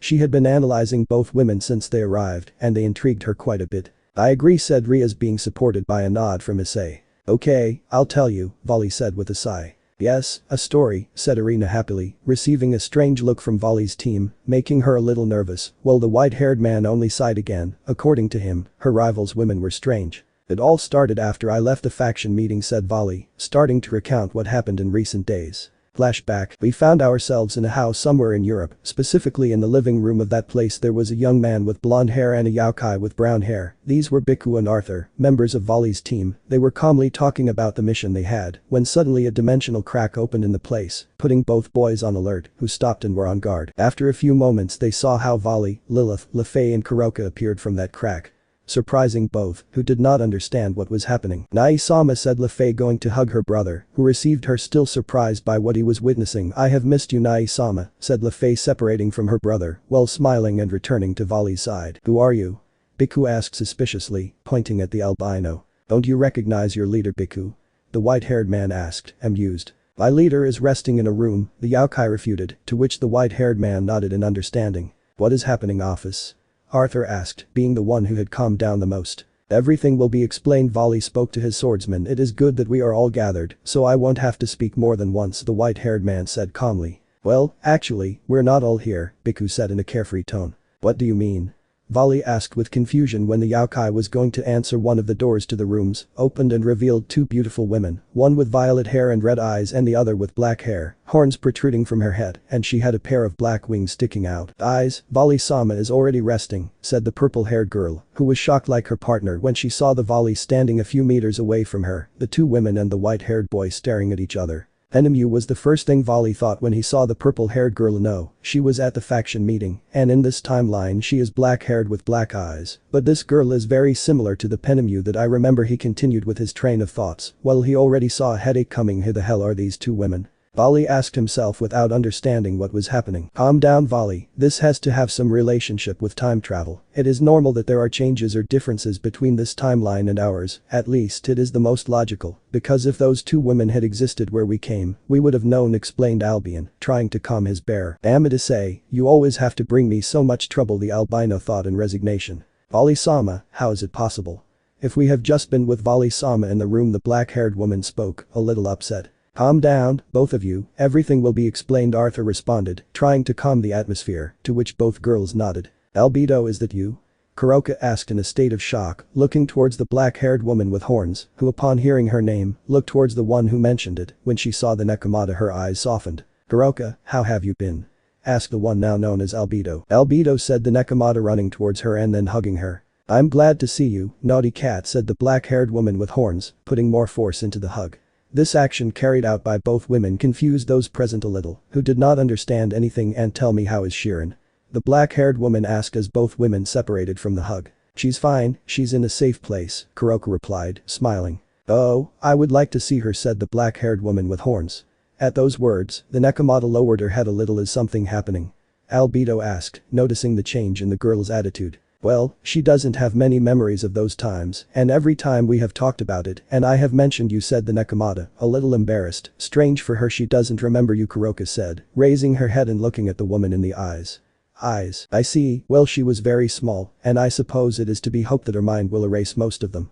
Those memories were difficult times for everyone, the black-haired woman with horns spoke softly. I guess you're right, said the Nekomata, smiling a little awkwardly. He was sorry to interrupt the reunion. Kuroka, where do you know her from? Asked Volley, looking at the girl who was hugging the Nekomata seriously. Oh, this is Albedo Naya, I know her since she was the queen of my old king Naya, the Nekomata responded, smiling funny. A was the only thing that came out of Volley's mouth, having the same expression as the others in the room. Wait, you're Kuroka, like that Kuroka who killed her king, the SS-class criminal?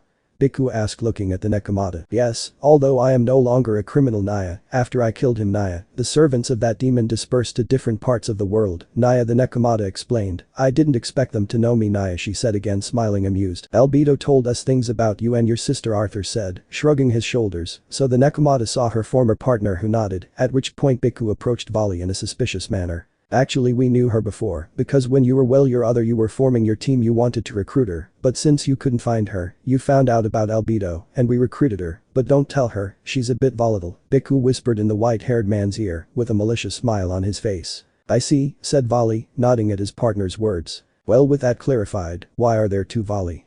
And what are you doing with my sister if she was with Issei? Arthur asked seriously. You would be surprised, Nai-sama, said Lefei, smiling. Well, to begin with, as you know, I am Volley Lucifer, but I am from the future, said Volley, mentally smiling at the astonished expression of his companions. You expect us to believe that? Biku asked skeptically. It's true, said Lefei and Kuroka, supporting the white-haired man. Explain yourself, said Arthur, looking at the albino. You see, Volley said, and then went on to explain everything they needed to know about his timeline and how he arrived at it. When he finished the explanation, the place was silent, everyone was processing the information. Let's see, let's go over some blank spots, Arthur said, adjusting his glasses. Volley just nodded, knowing that his swordsman companion would understand quickly. First, the reason why my sister and Kuroka are here is because in your timeline they were part of your team, and you reached an agreement with Issei and Rias Gremory, who come from the same timeline as you, so that they said the blonde-haired man, to which Volley nodded. Second, in your timeline, all the allied factions were fighting with Trihexa, an apocalyptic beast that threatens to end the world. You were about to die, but you were saved by Office and Lilith, who is the other half of Office, being the power that the hero faction stole from Office through Samuel. They took you to the dimensional gap, where they met Great Red and you were recovering with them. He continued speaking the Pendragon, while everyone listened to him. During that time, Issei and Rias Gremory died fighting and traveled to the past, creating this timeline. After you recovered, you returned to the fight with the now 3 dragon gods, and you found out that the faction leaders you were sealed in a separate dimension with the beast, with the intention of stopping it. However, after the death of those two and your trip, you were erased from that dimension and from everyone's memories. But it did not affect you when you found yourself in the dimensional gap. The white-haired man only nodded at the words. Upon knowing this, the four decided to look for Issei and Rias Gremory through the dimensional gap, and they found them and arrived at this timeline when Issei expelled his maximum power when fighting against the Office. Of this time, Arthur finished speaking, to which the group of 3 who passed through that dimensional crack a few minutes ago nodded. You have an excellent ability to understand, Nai-sama, said Lefei, praising his brother. I'm surprised, Kuroka said, nodding in agreement. So the one who is with you is Lilith and Office is with Issei? Biku asked, confused, watching how the dragon goddess made the symbol of peace. That's right, answered the albino. And what happened to the Office of this time? The violet-haired girl asked with curiosity. It worked with Office and Lilith. It can be said that now there are 2 dragon gods of infinity at his maximum power, answered Volley, smiling, causing a shiver in his companions. Terrifying, said the violet-haired girl. Well, I already explained what you wanted to know, now I would like to know who you are.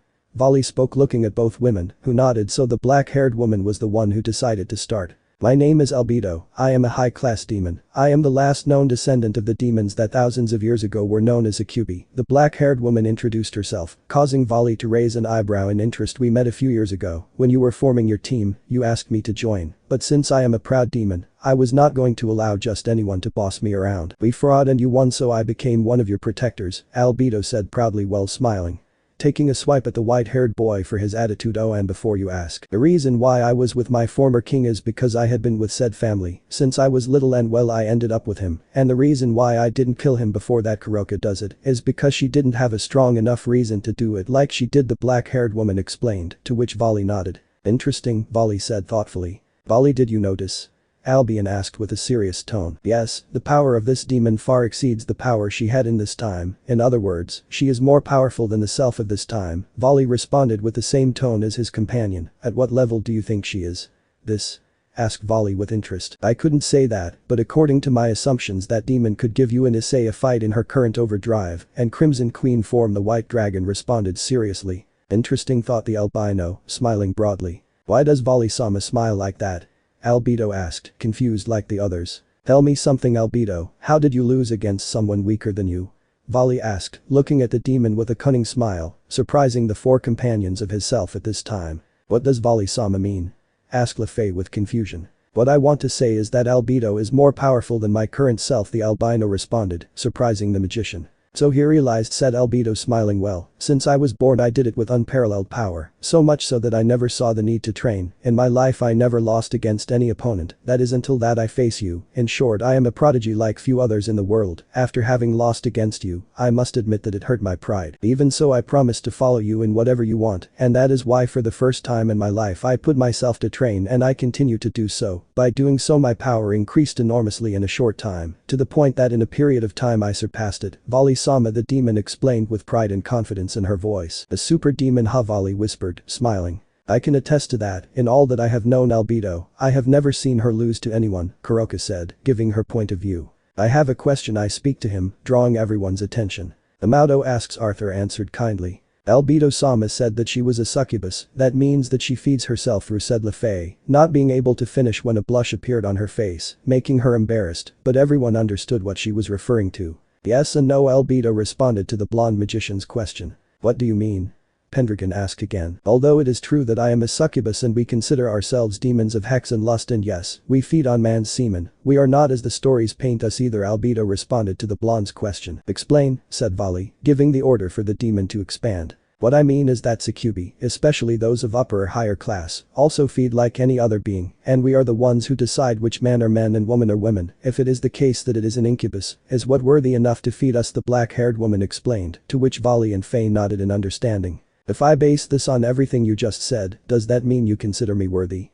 Volley asked seriously. Hi, Volley-sama, Albedo responded with enthusiasm and her eyes shining. Troublesome, said Volley with a sigh. I suppose myself from this time already let you know, but I'm not interested in those things, and I won't be able to meet your expectations, said the white-haired man with a serious tone, causing the black-haired woman to bend down. Little head. I was the only thing the demon responded. But that doesn't mean I don't have someone worthy of you, said the white-haired man, drawing Albedo's attention. Oh yes, and who? The black-haired girl asked with interest. My rival, the Sekiryuite, Haidu Issei, said Volley when a smile appeared on his face. He is more interested in women than me, the albino finished saying. If Yufu, I would be delighted to share Ice Naya with you, Kuroka said, smiling cat-like. He is not only powerful, but he is loving and is the best in bed, the Nekomata finished saying, licking her lips sensually for the only thing said. Lefei just nodded in agreement. Allow me to doubt Volley-sama, but I don't think he is more worthy than you, said Albedo, a little skeptical about the words of her leader and former companion. I don't allow you to talk like that about Ice. In my opinion the thing would be the other way around. You have to prove if you are worthy of him, Lilith said in a dead tone, looking at Albedo with her eyes shining with power, causing a tremor throughout the body of the demon succubus. For your information, Ice was catalogued by the office of this time as the second most powerful existence it has fought against. I suppose you know who the first is, don't you? I don't allow you to underestimate it, the dragon goddess said again, coldly surprising those who did not know about that information and making Albedo feel as if she were an ant next to what they are, a dragon, and not just any dragon but a god. Hi, Lilith-sama, she responded with pure terror.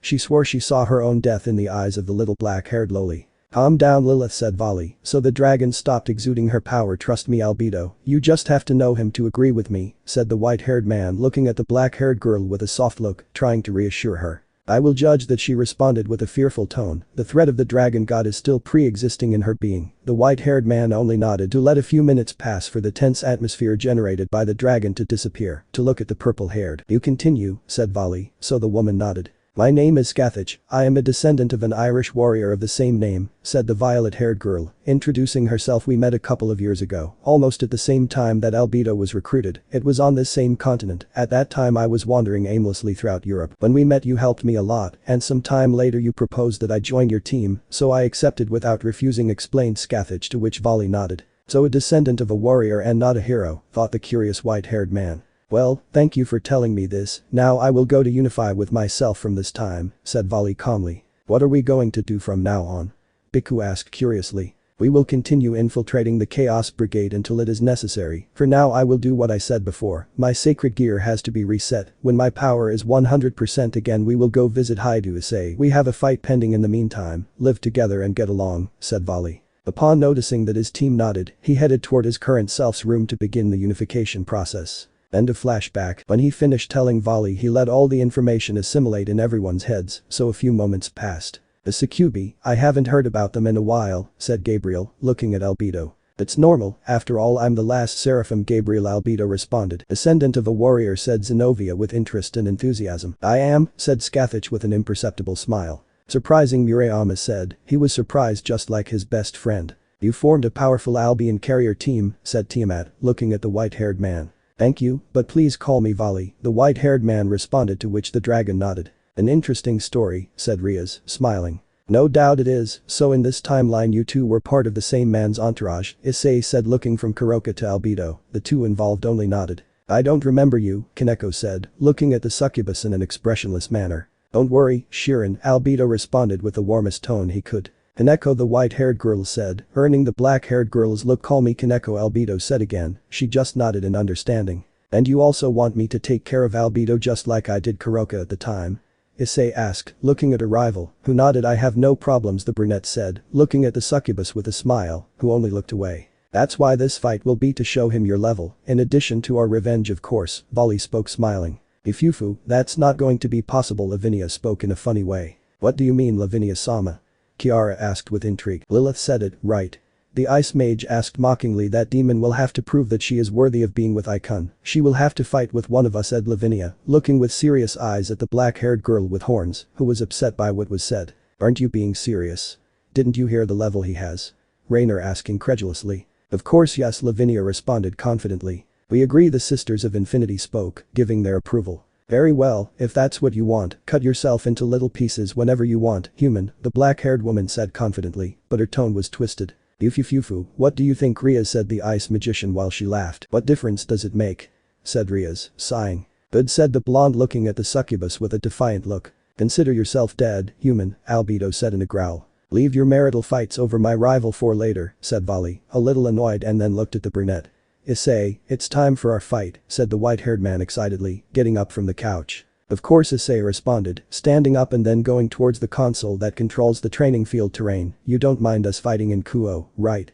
Issei asked, smiling when the training area of the room was modified until it transformed into Kuo City. Of course not, said Volley, smiling like crazy. Rias, please, when we pass the line activate the barrier, Issei asked, and then went to the area where he will fight, being followed by Volley. When both passed the red line, Rias activated the barrier and then returned to his place. It's time to see the fight, said the Gremory, smiling, receiving a nod from the others. BX2. Approach with the magician and the beast tamer. Life 3, cooperating together. A few days had passed since Issei and LaFay's visit to the magician Pendragon's parents. There were still many days left before the raiding game between the Gremory and Phoenix, so Issei decided to spend the time he had left in a comforting and relaxing way. So at this moment he was in the bar of his recent allies, the Slash-Dog team. The brunette was calmly drinking his drink, while exchanging a few words from time to time with Tobio, and watching his teammates work. However, all of Issei's attention was being directed toward someone specific. That person was Lavinia, who was currently singing for the audience. The honey-eyed man saw the blonde up on the stage with bright and longing eyes, while her songs they melted in his ears, he loved the ice magician's songs, while her voice registered in his brain in the form of memories, it was captivating for him, it was always that way, from the first moment he heard her sing. Only for certain reasons in his time he could never enjoy it, so he promised himself that in this time he would enjoy it as much as he could, realizing Issei's attention towards Lavinia. Tobio smiled. Do you enjoy it, Issei? The black-haired man asked amusingly, looking at his now new friend. A was the only thing that came out of the distracted Issei paying attention to the black-haired man. I'm telling you if you like our singer, Tobio said again with a smile, receiving a nod from the brunette. If he does, his voice and songs are very beautiful and relaxing in my opinion, the brunette responded, and it was not just his voice, from the moment he saw her the blonde's body was very attractive to him. It happens that in his time, he only interacted with women who only approached him and tried to interact with him, and he was never able to advance or get to know any woman in more depth since he had certain drawbacks, the cause being a very possessive and jealous Rias, and neither talk about the woman who did not have the courage to approach him for fear of receiving the fury of the deed. Luckily after this strange trip, he notices that his beloved's personality has softened and he is becoming more open to the idea of shared. I see, Tobio responded upon hearing the chestnut tree's words. After the exchange of words, time passed and Lavinia finished singing and the others finished their work while the clients began to leave. Icon, you have come to hear me sing, Lavinia spoke, approaching the two boys. Well, the service here is very good and what can I say about the music is excellent, Issei responded, smiling with amusement. Ufufufu, Lavinia laughed, standing in front of the brunette, and then both greeted each other with a kiss on their cheeks in a friendly manner. After that the blonde sat on one of the benches next to the brunette. Tobi-kun, would you give me something to drink please? Lavinia asked kindly. Of course, the black-haired man responded, going to look for something for his partner, while he watched how she and the brunette began to talk animatedly. After giving the drink to Lavinia, a few minutes passed in which his companions finished their work and began to meet with a "Ice, how have you been?" Natsume asked, arriving with his two remaining companions. "Me, Natsume," Issei responded to the two girls, and then the three greeted each other, just as Lavinia and Issei did before. You have started to appear here recurrently, Issei said, Kaki smiling. What can I say, I am in charge of keeping our friendly relations in peace, the brunette responded, smiling sarcastically while both boys shook hands. Yes, good relations, of course, Kaki said sarcastically while he looked at Lavinia, missing this one. Something happens? Asked the blonde, confused by her partner's look. Nothing, the boy responded. After that exchange, the three boys sat with their classmates and Issei to hang out, a time that didn't last long, when a magic circle appeared in the brunette's ear, receiving a message. Is something wrong? Issei asked curiously when the circle disappeared from the chestnut's ear. I guess rest time is over, Issei said with a sigh. What are you talking about? Asked Natsume looking at the honey-eyed. It was Rias, Issei said, as if that explained everything. He told me that I have to go and put some renegade demons in the area out of circulation, the brunette explained to his companions, and he told me to take one of you as a means of transportation. Make our alliance effective, he finished saying, receiving looks of understanding and agreement from everyone. Well, who will go?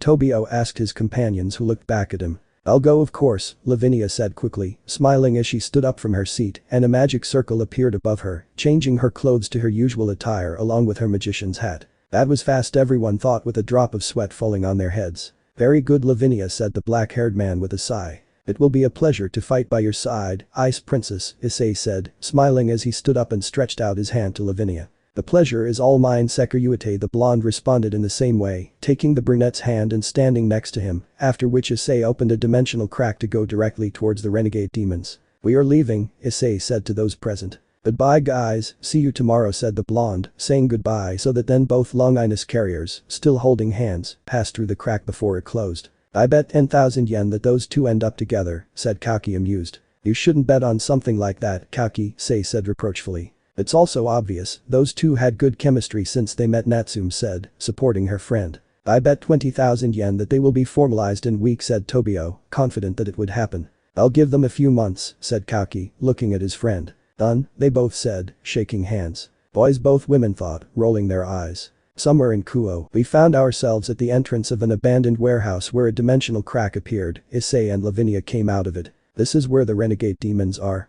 Lavinia asked, looking towards the warehouse. Yes, Issei responded in a resigned tone, confusing the blonde. Something happens? The magician asked, raising an eyebrow.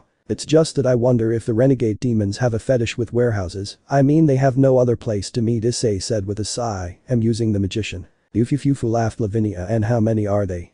The magician asked with curiosity. I don't know, Rias only told me that they are a group, the brunette responded to his companion's question. Well, let's take care of this, said the ice mage, to which Issei nodded, so they both approached the entrance of the warehouse, and when Issei was going to kick the door down, the blonde stopped him. Leave it to me, Icon, Lavinia said with confidence. The brunette only nodded when he noticed how the temperature around him decreased considerably and a kind of icy blizzard surrounded Lavinia. Cold, the brunette murmured, his very breath proving the low temperature that was suddenly generated in the place.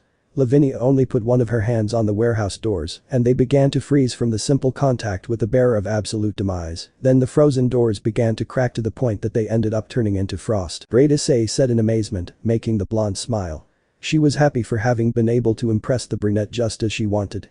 Without further ado, the couple entered the place, being seen by 4 renegade demons who had witnessed everything. Oh look, some humans, said one of the demons, smiling evilly. You better leave, of course, if you don't want to be eaten, said another. Which one do you want? Issei asked, ignoring the demons as if they were nothing. Don't ignore us, dirty humans, the third demon shouted with fury. I want the Minotaur and the one with the head of a pig, answered the magician, looking at the demon gods calmly. Well then, I'll finish off the snaketail and the kitten, said Issei, looking at the demons in question. I'm a puma, said the fourth demon, offended. Very good, Issei said, looking at Lavinia and then attacking the demons. He chose to separate them from the ones the magician wanted to face, trying to hit each one, which they dodged by jumping back. While that was happening, the temperature around Lavinia began to decrease and spears of ice began to form around her, which were thrown towards the 2 missing demons, who dodged and attacked Lavinia, who began to run, and where she stepped, an ice platform formed and began to rise in the air, creating ice stairs until the demons passed beneath her. Upon seeing it, the blonde jumped, doing a somersault in the air, and a gust of icy wind shot out from her hands, freezing everything in its path. The demons, seeing this, they were barely able to dodge the attack, although their bodies were still numb for a few moments, seconds that Lavinia took advantage of to send more attacks with her ice, causing slight injuries to the demons, while Lavinia fought. Issei was in his own fight, getting tired of them. The demons dodge his blows. DCH, this is annoying, the brunette thought. I still won't activate the booster gear. I didn't do it in the second fight against Rainer, even less will I do it now. These miserable demons don't deserve it, Issei thought with confidence, while a red aura began to surround him, and he increased his speed and punched the snake-tail demon in the stomach, and then gave him a kick that sent him flying, surprising the other demon. However, he did not go very far, since Issei he grabbed it by its tail and used it to hit his fellow demon, sending it flying, after which he slammed it into the ground with great power, leaving it stunned. Then at high speed, Issei followed the demon that was about to crash into one of the walls. Appearing behind the spawn, the brunette gave him a kick that sent him back the way he came, and Issei without wasting time followed him and appeared on top of him, giving him a hammer blow, crashing him into the ground next to the remaining demon. Without wasting time, Issei aimed with one of his hands towards the 2 demons, and his dragonic energy began to accumulate in his hand and then attacked the 2 demons on the ground as he fell, turning them into dust. Incredible, Lavinia said with amazement and admiration, having witnessed what the brunette did. Such was her distraction that she did not notice the 2 attacks of demonic energy that were coming towards her from her opponents. Lavinia, be careful, Issei shouted, taking out his dragon wings, going towards the magician. He hugged her with his arms and covered her with his body and his wings from the attack of the 2 demons as it hit her back. Are you okay? The brunette asked with concern, looking at the magician in his arms. Yes, I am, thank you, the magician responded, recovering from her shock, while a blush appeared on her face when she realized that the brunette defended her. You have to be more attentive, Issei said with a smile that deepened the blonde's blush. Yes, I'm sorry, I was distracted watching your fight, Lavinia responded, regaining her composure. Mira had to be saved by her boyfriend, said one of the demons mockingly, making her partner laugh. These words made Issei blush and the blonde frown in annoyance. You let me ridicule in front of Icon, Lavinia said coldly as she stood up, giving those present a shiver. Oh, and what are you going to do about it? Asked one of the demons with all the courage he could muster. You'll see, said the blonde with the same tone. While the temperature of the place dropped much more than the previous 2 times, Lavinia stepped on the floor hard and the entire floor froze, imprisoning both demons up to their ankles. What the hell, both demons said surprised. Say goodbye, demons, Lavinia said as her eyes shone in an icy blue, so that then the same freezing wind with which she had previously attacked surrounded her, after which the blonde attacked the 2 demons with said wind, cutting them in half, killing them in the act, not even being able to bleed, since the wind was so cold that it froze the wound upon contact, after which Lavinia snapped her fingers and the bodies of the demons froze and then turned into frost. After that the ice mage calmed down and the ground thawed. It's ready, Icon, said the blonde, looking at Issei with a sweet smile, giving him a shiver. I will never make her angry, Issei thought when the chill in her body calmed down. It's time to go, Icon, said the ice mage, to which the honey-eyed boy nodded. Let's go, Issei responded, starting to walk out of the warehouse, being followed by the blonde, who had a smile on her face. "Can I ask you something, Kun?" Lavinia asked when they left the place. "Of course it is." Issei asked with intrigue. "Could you train with me?" The magician asked, surprising the brunette a little. "Of course, but I can ask why," Issei responded curiously. "The truth is that you impressed me in there, that's why the request is," the magician responded to what the honey-eyed man said. "Well, if that's the case, I wouldn't mind," Issei responded to that. Lavinia smiled and began to approach the brown man and then hugged him, surprising him greatly. After a few seconds, Issei reciprocated the hug by wrapping his arms around the blonde's waist, clinging her closer to him. Lavinia just buried her head in his neck. A few moments later Lavinia separated her head, looking into his eyes. "Thank you," said Lavinia, thanking the brunette. "Thank you for saving me in there," she said softly. "You don't have to do it," the brunette replied with a smile. "If I do, you prevented me from getting hurt and you deserve a reward for it," the blonde said in a whisper, shortening the distance between them and giving the brunette a kiss on the cheek next to his lips. When Lavinia separated from the kiss, she felt she could see a blush on her face, and Issei was no better, perhaps even worse. Her blush was much more noticeable than the blonde's, however neither of them cared and they looked into each other's eyes for a few moments, appreciating each other. To each other. "I think it's time to go, Icon," said the magician, separating from the brunette's embrace, who only nodded at what the magician said. "We don't see," she said goodbye before disappearing in a magic circle. Issei remained there for a few seconds while he placed one of his hands on the cheek that Lavinia kissed and then did the same as the magician and disappeared in a magic circle towards his house. Life IV. The Beast Tamer. It was a normal day at Kuo Academy. At this time Issei was walking around the campus clearing himself from his daily tasks, both intra and extracurricular. "What can I do now?" thought the brunette without knowing what to entertain himself. "Oh, I know," thought Issei smiling, heading towards a specific place. He walked for a few minutes until a tennis court could be seen in sight. Inside it you could see two girls with a beautiful figure. One was a girl with a voluptuous figure with brown hair and the other was a blonde girl. Both girls were playing a game of tennis. In fact, Issei knew the brown girl was Kiyomade, president from the tennis club and a monster tamer, one of the few people in the academy who knew about the supernatural world. The brunette decided to watch the match between both girls, which ended after several minutes. At the end of the match, the brunette turned away. He realized Issei's presence, so he said goodbye to his partner and approached the chestnut tree. "You're Haidu Issei, aren't you?" the brunette asked. Approaching Issei, one of Ria's servants said Kiyom, already next to the brunette, who only nodded to the girl's words. "I see that you are informed. It is a pleasure to meet you, Abe-senpai," Issei said respectfully, "and according to what you told me you are a beast tamer," he finished saying, analyzing the girl in front of him. "That's right," the girl responded with a nod. "And what are you doing here?" "I had you there spying on the girls with your other two friends," Kiyom spoke, looking at the brunette with curiosity. "Oh, I was just walking by here and I must say that I was entertained and interested in your tennis match," Issei replied calmly. "Yufufufu, don't tell me that tennis players turn you on," Kiyom said in a funny tone, leaning towards Issei, insinuating her body to provoke him, succeeding if a clue was the blush that appeared on the brunette's face. "Yufufufu, you're sorry," the brunette laughed amusedly, grabbing one of Issei's arms and putting it between her breasts to provoke him more, making Issei's blush deepen and Kiyom's amusement increased. "It's something normal that would happen to anyone, Abe-senpai. You are one of the most beautiful girls in the academy, being that you are considered the fifth one Isama, although I am one of those who think that you are undervalued. I think you are the third, although well it's normal since the four before you are demons," the brunette responded, giving a deep speech about what he thought of the girl, making her blush faintly. "Thank you, I'm flattered that you think that about my Haidu-kun," Kiyom responded, separating herself from the brunette and returning to her place. "Please call me Issei or Ice, that's what they normally call me," the brunette asked the girl. "Very good, Ice," the brunette responded, nodding. "Actually, I came here for something, Abe-senpai," said Issei, drawing the girl's attention. "I would like you to lend me one of the tennis courts," said the brunette, causing Kiyom to frown and lower her head. "I'm sorry, but it won't be possible," said the beast tamer, looking at the brunette again.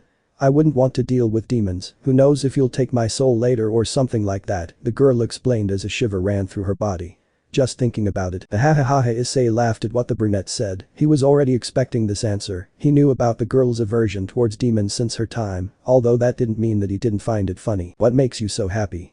Kiyom asked, a little disconcerted by Issei's reaction. "Don't worry, demons don't do that kind of thing anymore," the brunette responded to the beast tamer look. "Why don't we go have something at the cafeteria and I'll tell you what contracts with humans are like. In fact I would like to know about your Yao case," Issei said, looking into the eyes of the tamer, who thought about his brown-haired proposal for a few moments. "Of course, why not?" Kiyom responded, shrugging her shoulders and nodding, so both boys headed towards the cafeteria to talk better. Cafe. In the academy cafeteria, at one of the corner tables, away from the other students so that they would not hear their conversation, were Kiam and Issei, although they were currently the center of attention of all the students in the place, being that the perverted beast was accompanied by a beautiful lady, and none other than the fifth one Isama of the academy. However, the couple did not care. They ordered what they were going to consume and sat at a table away from the others, and they began to chat amicably, getting to know each other better. "And that explains well," said the chestnut, looking at the honey-eyed. "What are the dealings with humans like?"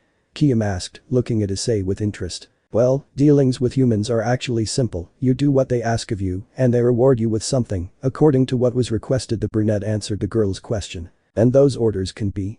Kiam asked, looking at the brunette with curious eyes. "It depends on each person. In my experience, they have asked me to watch a series with them, talk about certain topics or simply accompany them, and they have rewarded me with something according to the request, whether it be money or some valuable object such as a painting, work of art or simply something of value to them, but nothing in said payments involves the soul of the client. That is a taboo subject for us these days," Issei explained to the brown-haired girl who was thoughtful at these words. "I understand. I guess I went a little overboard thinking that," Kiam said with a nervous smile. "It was an unfounded fear, Abe-senpai," Issei said, smiling at the girl in front of him, who only returned the gesture. "Well, what is it like to be a beast tamer?" Issei asked with curiosity in his voice. "If I had to describe it in one word, it would be fun," the brunette answered the honey-eyed question. "The person has to make a pact with the monster or yokai itself, and you can educate him and teach him as you see fit. It is a nice pastime to spend time with them. The truth is," Kiam explained, looking at Issei, who only looked back at her. "Educate them, teach them?" Issei asked with interest. "Yes, I have personally taught all my yokais to play tennis," the girl replied proudly. "I see, that sounds fun," Issei responded, half laughing. "It is," Kiam responded in the same way. "Hey Ice, and why did you want to borrow a tennis court?"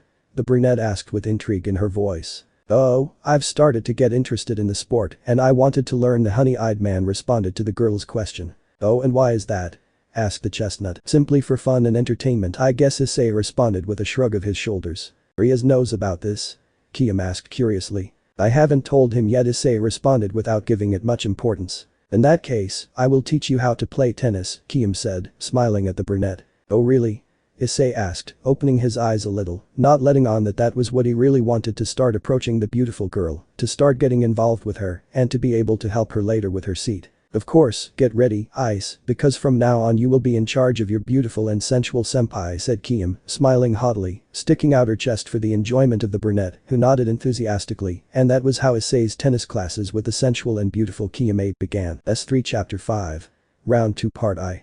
CXC vs Imperio Juggernaut Overdrive. With Issei and Vali, both carriers of the celestial dragons, entered the Kuo replica to begin their fight, choosing the same place where they fought for the first time, and the Kuo Academy the previous time. The rivals stood face to face preparing for the battle. "According to my memories of this time, in their fight they fought with the Juggernaut drive," said Vali, looking at Issei carefully. He only nodded at his rival's words. "In that case, what do you think if we raise the level a little?" he came back. The albino spoke, while an excited smile appeared on his face. "I think it's good," the brunette replied, smiling in the same way. "Let's start this, Issei," Vali said with euphoria in his voice. "Let's do this, Vali," the honey-eyed man responded. "I, the one who is about to wake up," both began the chant for their respective armors. "I am the Seker Yuite who discarded domination. I am the Hacker Yuiku who will bring the law to darkness. I celebrated hope and infinite unbreakable dreams. I walk the path of domination with infinite destruction and passing through imaginary dreams. I walk on the path of righteousness. I must become a pure Hacker Yuiku. I will become the Crimson Emperor Dragon. I must make you obey the silver-white illusions and the ways of perfect evil. And I will lead you along the path of heaven with the deep crimson light." Juggernaut Overdrive, Vali said as his white-silver armor materialized. "Crimson Cardinal Promotion," said Issei, materializing his crimson armor. Issei, Vali both shouted, taking flight, attacking the other. Both closed the distance in an instant, throwing a punch towards their opponent, which were intercepted, and thus beginning an exchange of blows. Punches came and went from both of them, while the noise of clash between both armors could be heard throughout the area. The brunette threw a punch at Vali's face, but he moved to the side, dodging the blow, doing the same, trying to hit Issei in the chest, but the brunette deflected it towards him.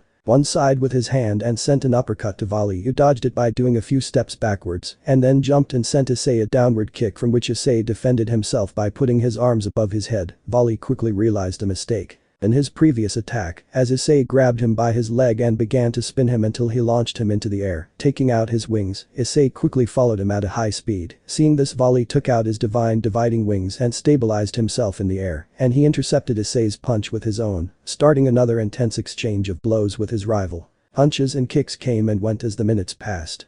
You could notice the impatience in both of them due to the fact that neither was capable of landing an accurate blow. The first to succumb was Issei when from one moment to the next his fist became thicker, entering his tower mode, surprising Volley for this, and then punched him in the chest. However, the albino was able to block it by putting his arms in a cross. However, the force of the impact sent him flying. Issei's armor quickly changed again, becoming more attached to his body, entering his night mode, and at great speed he appeared behind Volley, who was shocked by Issei's reaction time and incredulous when he saw how at the same speed his armor changed again, going into tower mode again and sending him a hammer blow that sent him crashing to the ground. Issei, satisfied with his action, returned to the ground and waited for his rival to recover, who didn't take long to do so. Volley stood up staring at Issei. The speed with which you change the capacity of your pawn piece is incredibly superior. I must say that it surprised me, Volley said seriously. You also noticed it. This has been happening since my pieces worked with my soul, Issei responded to what Volley said. You say that your pieces worked with your soul? Volley asked with interest, to which Issei simply nodded. I see, in that case I have to be a little more serious, Volley said when a silver aura began to surround him. Issei challenged with emotion. Following his words, the albino launched himself into the attack, appearing in front of the brunette. He sent a punch to his stomach, which Issei took with his hand, blocking it. However, the force of the impact dragged him a few meters back. When he saw this, Volley smiled and sent another punch, but Issei defended himself and went on to counterattack by sending a kick to the albino, which he blocked, and quickly both began with another exchange of blows, and as this continued the two rivals rose into the air, covering their Volley's fist with his silver aura hit Issei, breaking his defense, causing him to hunch over, so taking advantage of the opportunity he gave him an uppercut, raising him higher in the air so that, just as he did with his fist, he would cover his leg with aura and hit him. A downward kick sent Issei back to the ground, crashing into it. Crossing his arms, the albino looked towards the crater where his rival was waiting patiently for him to recover. A few moments passed in which Issei compassed himself. What are you with? We have Volley, Issei said smiling as he surrounded himself with his reddish aura. When Volley saw him, he smiled again and prepared to receive his rival's attack.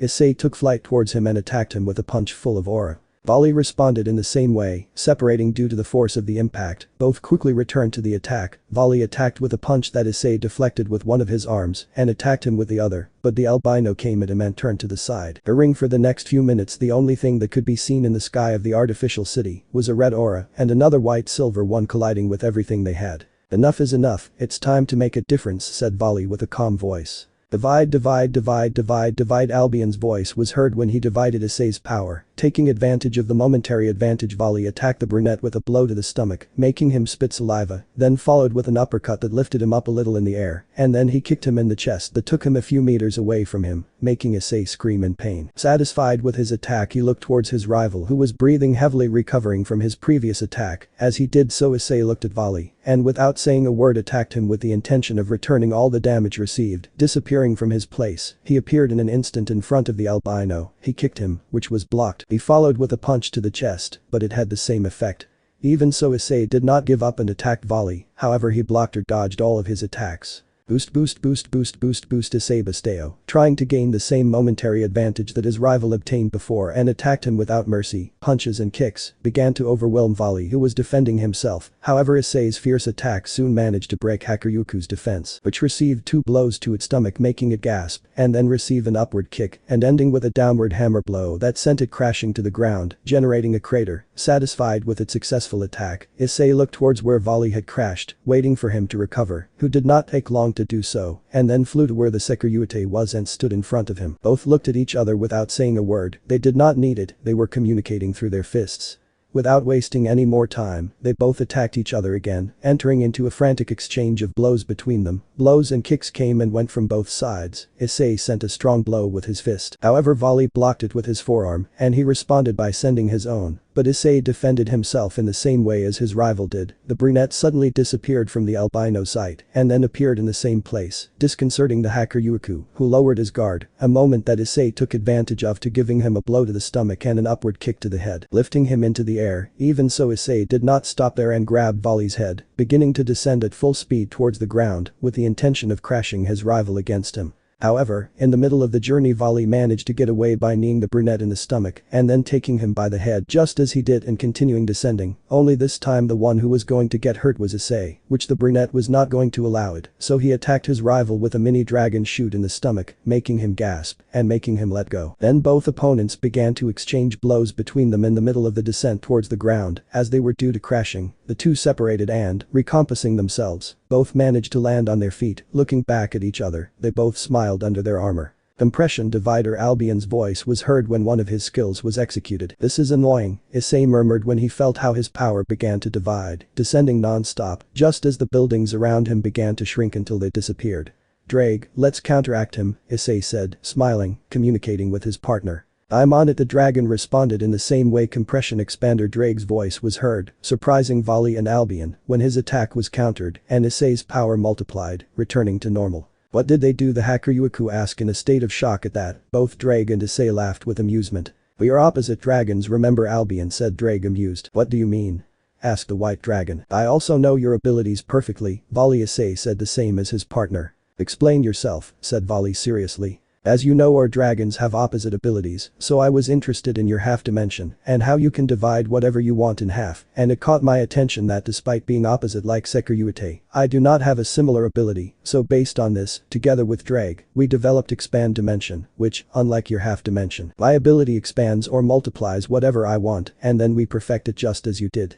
We develop these abilities in order to counteract yours," Issei explained calmly, leaving the hacker Yuku stunned. "Ahahaha," Volley started laughing, drawing Issei's attention. "It was to be expected of you, you always had the ability to do the impossible and produce miracles," Volley said smiling. "Yes, until that beast appeared," Issei responded with a bit of regret in his voice. "This is not the time to get like this," Volley spoke looking at his rival. "Let's continue with our fight," the albino said with emotion. "Okay," Issei said, recovering his mood.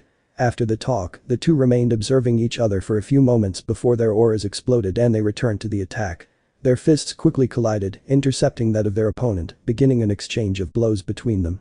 Punches and kicks came and went, being blocked by both. "Boost divide, boost divide, boost divide, boost divide, boost divide." The voices of the two dragons sounded on the battlefield, executing their two characteristic skills, while Issei and Volley exchanged blows. Both were very evenly hitting one than another blow. Volley punched Issei in the stomach, causing him to spit saliva, and Issei gave him an uppercut, making Volley take a few steps back. Then they both sent a kick to hit their rival, however the two attacks collided, blocking each other. Mutually, the one who recovered first was Volley, who quickly took advantage of the gap and gave Issei a powerful punch in the head, sending him flying crashing into one of the buildings. Issei recovered quickly and sped out of the rubble, surprising Volley and attacking him with a headbutt in the chest that made him spit blood and fly against another building. Volley recovered and looked at Issei, who was waiting for him standing in the place he was before. The albino disappeared from his place, appearing in front of Issei, sending him a punch to the face, but the brunette already expected it and blocked it, counter-attacking with an upward kick that was dodged by Volley. Both opponents quickly immersed themselves in another exchange of blows. Issei took advantage of an opening that his rival left and hit him. Punch in the chest, making him gasp in pain, and then punch him in the face that sent him flying. Following him, the brunette appeared on top of the albino and gave him a downward kick that sent him crashing to the ground, generating a crater. Issei descended calmly to the ground and waited for the dust to clear. When it did, Volley was standing staring at him. "It's time to end this, Volley," said Issei, the brown-haired man with confidence. "Come on, Drake," said the brown-haired man when his cannons began to come out of his back. "Boost, boost, boost, boost, boost." Drake's voice was heard as he charged the aura into the cannons. "Crimson Blaster," Issei shouted as the crimson attack was shot towards Volley, who looked at this impassively. The attack was approaching Volley and was about to hit him, however. Reflect Albion's voice was heard when Issei's attack was reflected and returned to him. "We can both play that game," Issei said, watching how his own attack came towards his. He stretched out his arms quickly and the white wyverns came out of the gauntlets, positioning themselves in front of the chestnut to receive the attack. Reflect, the voice of the wyvern sounded as the attack was deflected towards a building, generating a large explosion. "It was a good idea, Volley," said Issei looking at his rival. "So the wyverns, huh?" said Volley when his own wyverns appeared next to him. Issei, upon seeing the, changed his white wyverns to red, after which both opponents stared at each other until a stone generated by the previous explosion touched the ground and both rivals along with their wyverns attacked. White and red dragon and their respective wyverns collided, resuming their fight. And in the area only a large red wake and another silver one could be distinguished along with other smaller ones due to the speed of both opponents. The fight was impressing the spectators who watched it attentively. Meanwhile with the viewers, both the Gremory group and Volley's team watched as the two rivals looked at each other and then began a chant that none of Volley's teammates recognized, and then the respective armors appeared on both of them, surprising Albino's team who did not know about that armor. In addition to the power that both gave off. What is that armor? Biku asked, coming out of shock, capturing everyone's attention and receiving a mocking look from Rias. Who can say that Volley did not inform them anything about his talking monkey abilities? Rias asked in a contemptuous manner, receiving an irritated look from Biku who, when he was going to respond, was stopped by a hand on the shoulder from Arthur. He didn't have time to do it, as soon as she got out of bed he wanted to come and fight, said the Pendragon heir to the Reteed's question. I see, answered Rias. If my instincts don't fail me, that armor is similar to Ice Naya's in capacity and power, said Kuroka, analyzing Volley's armor while they watched the fight. What do you mean, Kuroka? Albedo asked, confused. If that is so, it means that Volley-sama also surpassed the power of the Juggernaut drive, LeFay said thoughtfully. Which was what all Volley's companions said, that those two surpassed the Juggernaut drive.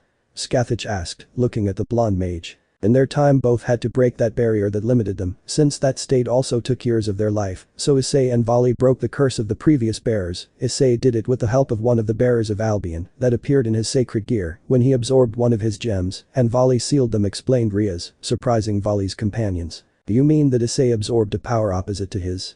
Maybe he is crazy. Albedo asked, impressed by the Sekiryuite. Issei is unpredictable and has a great will. I can stand it, Rias responded, smiling fondly when remembering her beloved chestnut with the problem of reduced vitality solved. Both acquired that state, the Crimson Cardinal promotion and Emperor Juggernaut overdrive, she said. You laugh informatively for the Albinos group and for yours who did not know about Volley's power, who listened attentively. So that's the power of the two celestial dragons, said Arthur. That's just the tip of the iceberg, said Lilith, drawing everyone's attention. Came out of the mouths of the majority. In that state it can be said that both are the most powerful users of their sacred gears in history, but compared to their real power, they are weak. Afa spoke this time. Rias-chan, can Volley-chan also use that armor? Seraphil asked with interest, capturing everyone's attention and making some of those who knew what she was referring to open their eyes. It does, Rias, Office and Lilith responded in unison. Those two exceed all limits, said Tiamat, smiling amused. What are they referring to? Asked Scathach. Look at the fight and you'll find out, the Redeed responded, so everyone listened to her and continued watching the fight. S3 Chapter 6. Round 2 Part 2, Dragon Diabolos. But Issei and Volley. It had been a while since Issei and Volley had resumed their fight. Currently both opponents were staring at each other at a reasonable distance. Is it okay if we get serious?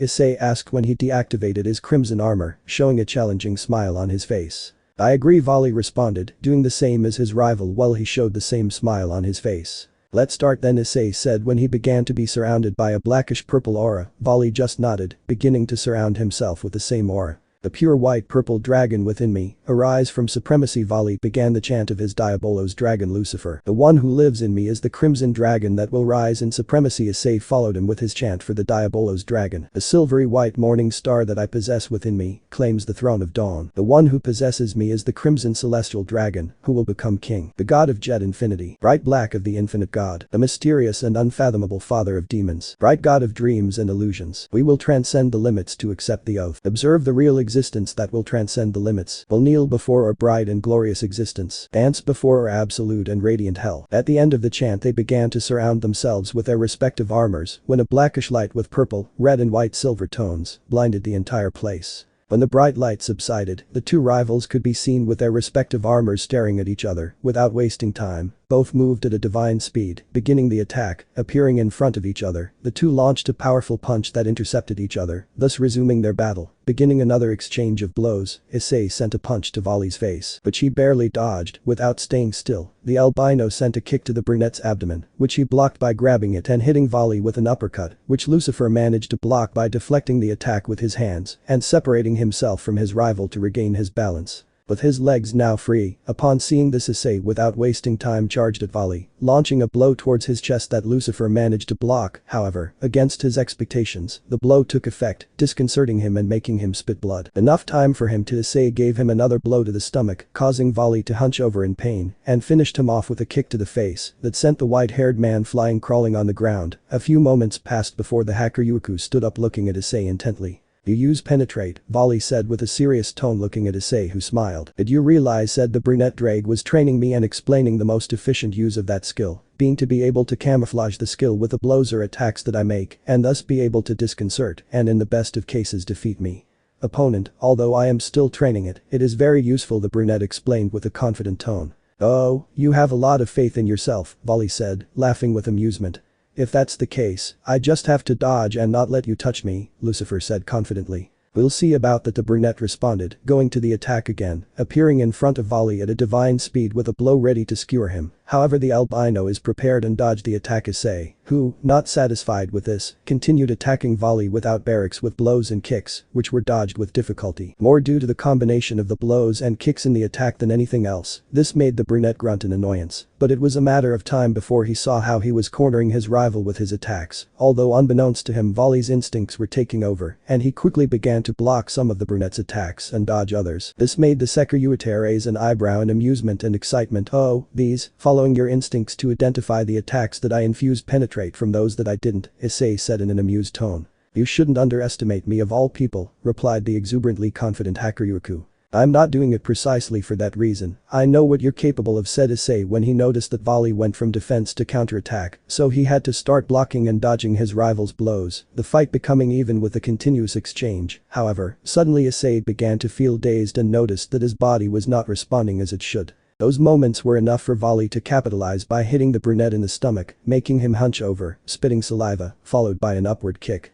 Volley waited for his rival to compose himself, so he didn't have to wait long. Issei slowly stood up recovering from the damage suffered by his opponent. You used Albion's poison, Issei said darkly, looking at his rival. Did you realize Volley said amusingly you are not the only one who improved Issei. That poison is deadly for any opponent who faces me, and although it does not work with you or with the dragon gods, it could give me an advantage for a few moments he elaborated the albino, while he looked back at his rival. Tell me, did you feel dazed? Dizzy? Did your body go numb? Volley asked, trying to joke with his rival. Haha, very funny, Issei responded with sarcasm in his voice when a purple blackish aura with red began to cover him. Upon seeing this, Volley began to cover himself with his own aura. The only difference was that instead of having red touches his was white silver. Then both returned to the attack. The two collided when they began to rise into the air with force, and the only thing that was seen and felt was two monstrous auras colliding with each other, denoting the great power that both had. Two fighters, who were exchanging blows. Issei sent a hook towards Volley, who dodged it and responded with his own punch, but his rival deflected it and then took distance. Both Sekiryu and Hakuryuku looked at each other and analyzed for a few seconds. It's time to go a little more seriously, said Issei when his aura began to detach from his body, beginning to take shape. This put Volley on alert, who also prepared himself. The increases began to occur when the aura, which took the shape of a snake, began to increase in size and power. Receive my attack, Issei shouted, throwing the huge snake made of aura towards his rival. Damn, Volley clicked his tongue as he separated his wings from his body, which transformed into small white wyverns that positioned themselves in front of the incoming attack. Divide was heard coming from the wyverns, who tried to divide Issei's attack as much as they asked. It was not enough, so the attack soon collided with them. Reflect was heard coming from the wyverns, when they were barely able to deflect the attack, which had been weakened enough so that they could reflect it, being returned towards Issei, who only stepped aside watching as his technique passed by him and crashed behind him, generating a large explosion and then looked back at his opponent. You have improved a lot. I never thought that your wyverns were capable of dividing my attack to the point of being able to reflect it. To be honest, I thought it would destroy them and continue on its path toward you, said Issei, praising his friend and rival. Of course, do you think I was going to be lazy lately? Volley responded proudly. By the way, what was that attack? Lucifer asked curiously. That was my Ouroboros Leviathan. I based it on one of Office's techniques to develop it. I used it for the first time in my battle against her, Issei explained, smiling behind his helmet. I see, it's a pity that you didn't use it for the first time in this fight. Volley responded in the same way. It must have been fun to fight her, Lucifer said with a touch of resignation in his voice. It was quite an experience, the brunette answered calmly. How envious, said the albino, so they both started laughing. A few moments passed in which they both calmed down. What do you think if we continue?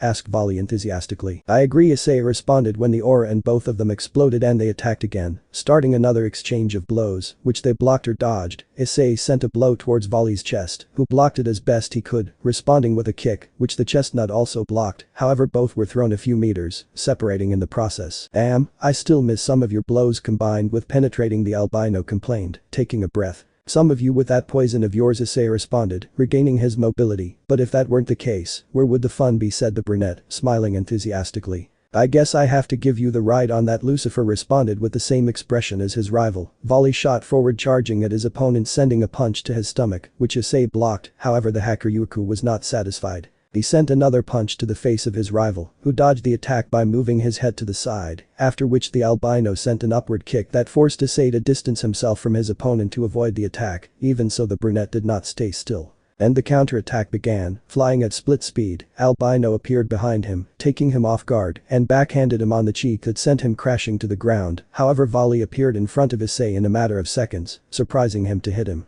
A punch to the stomach that made him arch and gasp for air, finishing it off with a kick to the head that sent him crashing into a building. The brunette recovered quickly and at divine speed reappeared behind Volley, sending him a strong punch. At his body, however, Lucifer was already waiting for him, and at the same speed as he turned and responded to the incoming attack with his own punch, both blows collided, intercepting each other, generating a large torrent of wind that sent some debris flying. Both they attacked with another punch, but like the previous one, it was intercepted. After that, it was a kick, then another punch and another kick, starting again a paired exchange where neither got the advantage. A few seconds passed in that way, until Issei managed to find an opening that exploded and hit the Volley in the stomach, knocking the air out of him.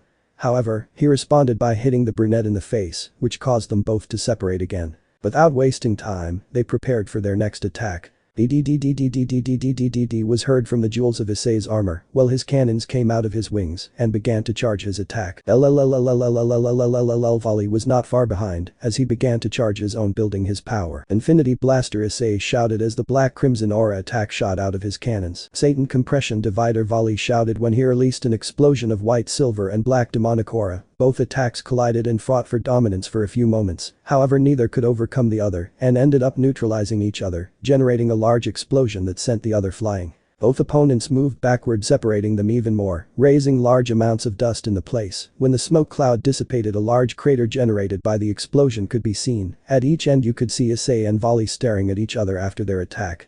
Both spread their wings and began to rise into the sky, shortening the distance as they ascended. "We did a lot of damage," said Issei, looking around him, seeing how the entire battle zone was destroyed. "It surprises you, everything is always in chaos every time we fight," Volley responded with a funny tone in his voice. "Haha, you're right," the brunette laughed, agreeing with his rival. "However, don't think I'll let myself be defeated," Issei said in a more serious tone, suddenly changing his attitude while his aura came out again. "The light. I say the same," Issei. Volley responded with the same tone, releasing his aura as his rival did. After a few moments looking at each other, both opponents returned to the offensive. At divine speed, Volley appeared next to Issei, sending him a kick, which the brunette dodged by descending a few meters and then responded with a punch that Volley blocked. However, Issei disappeared at an incredible speed, appearing on top of his rival, sending a downward kick with penetration that Lucifer barely managed to put some of his arms to reduce the impact. However, he was still sent crashing into the crater previously produced by his attacks. The brunette could not relax when he felt Volley behind him, who hit him with a hammer-shaped punch with his hands, an attack that Issei was barely able to block. The force of the impact caused him to descend a few meters, recompassing himself in the air. He turned to face his rival, disappearing at a divine speed. The albino brunette appeared in front of him, sending a punch towards his body. Lucifer, foreseeing this, he dodged and hit with a powerful hook that stunned the brunette, taking those seconds of advantage. Volley attacked his rival with everything he could. He hit him in the stomach that made the brunette gasp for air and hunch over, and then hit him with an uppercut. He lifted him into the air and appeared above him, giving him a downward kick that sent him crashing to the ground. Even so, Volley did not stop, and while Issei descended at full speed, the Lucifer appeared in front of him at incredible speed and hit him. A kick that sent him crawling on the ground, ending his combo. Hakuryuku touched the ground waiting for his opponent to recover. A few seconds passed in which Issei stood up and looked with annoyance and angered his rival. "I'm going to charge me for this, Volley. You will receive double what you just did," said Issei in a dangerous whisper. "Try it," Volley responded mockingly. Without further ado, Issei disappeared from his place, appearing behind him an albino. "Predictable," Volley said when he turned and sent a punch towards the brunette. However, the blow never connected, since Issei had returned to disappear. Standing in front of the defenseless Volley, he punched him with full power and penetrated the stomach, causing Lucifer to spit out blood and be dragged a few meters back. Without wasting time, the brunette reappeared in front of his rival in a crouched manner. He gave an upward kick to the chin that raised him several meters into the air, without giving him a chance to react. Issei attacked his opponent again, giving him a headbutt in the same place where he landed his previous blow, making him spit blood again, and finally appearing over the albino, and finished him off with a downward kick that sent him to aggravate the already enormous crater that lay on the ground, generating another trail of smoke. That turned out well, and if we add that I hit him with penetrate the damage deepened, thought Issei satisfied with his combo of attacks towards the hacker Yuku. LLLLLLLLLLL began to be heard from the cloud of smoke alerting Issei. He's preparing an attack and if my instincts don't fail me, I know what it is, the brunette thought tensely. Preparing his own attack to counter volleys, the chest of Issei's armor opened, giving way to a cannon that was charging aura. When the smoke cleared, you could see him albino with the same cannon coming out of his chest ready for the attack. Satan Lucifer Smasher volley shouted as a white, silver and black aura attack shot towards Issei. Long Ina Smasher the brunette shouted as his own attack shot out to intercept his rival's attack. The only difference was that Issei's attack was green with crimson and black touches. Both attacks did not take long to hit each other, fighting for dominance. Issei and Volley were trying to make their attacks win, however they did not succeed, and the attacks were cancelled again, generating another huge explosion and debris flying everywhere. Issei calmly watched the cloud of smoke when he noticed how Volley came out of it, standing in front of him. It seems that it is inevitable that our attacks will be cancelled, said Volley looking at the brunette. I guess so, we are very evenly matched, Issei responded, looking back at his rival. But the spectators, everyone was very attentive to how the fight was developing between the two celestial dragons, who had entered their strongest armor. So this is the power that surpasses the gods, said Lavinia, looking at Issei and Volley's new armor in action for the first time with attention, since she was not at the faction meeting to see it when he fought against Office, although she had told was not the same as seeing it with your own eyes. The Asakeno responded that was the power with which Ice-kun faced Office, the black-haired girl said again. What is that armor? Albedo asked, surprised, being overwhelmed by the power and aura that she felt coming off of the two celestial dragons, and she was not the only one, since her teammates were the same. That is the dragon Diabolos. Rias answered the succubus's question. That is the power with which Issei faced Office before it worked with the one of our time. Although he could not beat him, she proclaimed him as the second most powerful being he has ever faced, the Redeed explained, surprising Volley's team. It's surprising, said Scathach, seeing the power displayed. They haven't seen anything yet, said the brown women in unison, amused by the reaction. How did they get such ridiculous power? Arthur asked with great curiosity. Well, through that armor, both are capable of exercising my power, Office responded, taking the floor. How is that possible?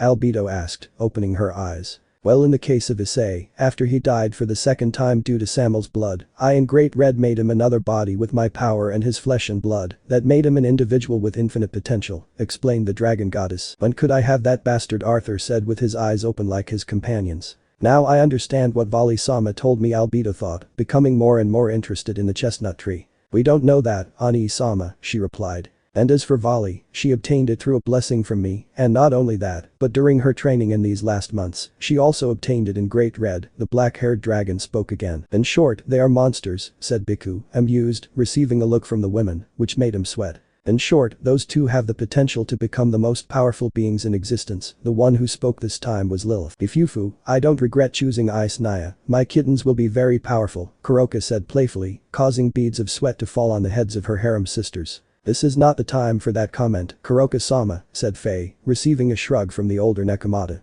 Well, if the surprise and the explanation to Volley's companions is over, let's continue watching the fight, said Rias, to which everyone nodded and returned their attention to the confrontation between the two celestial dragons. Let me know in the comments below if you guys want the next part. Also check out my other video that has been shown and left. Thank you for watching. If you enjoyed this video, please like and share this video. And have a fantastic day. Bye.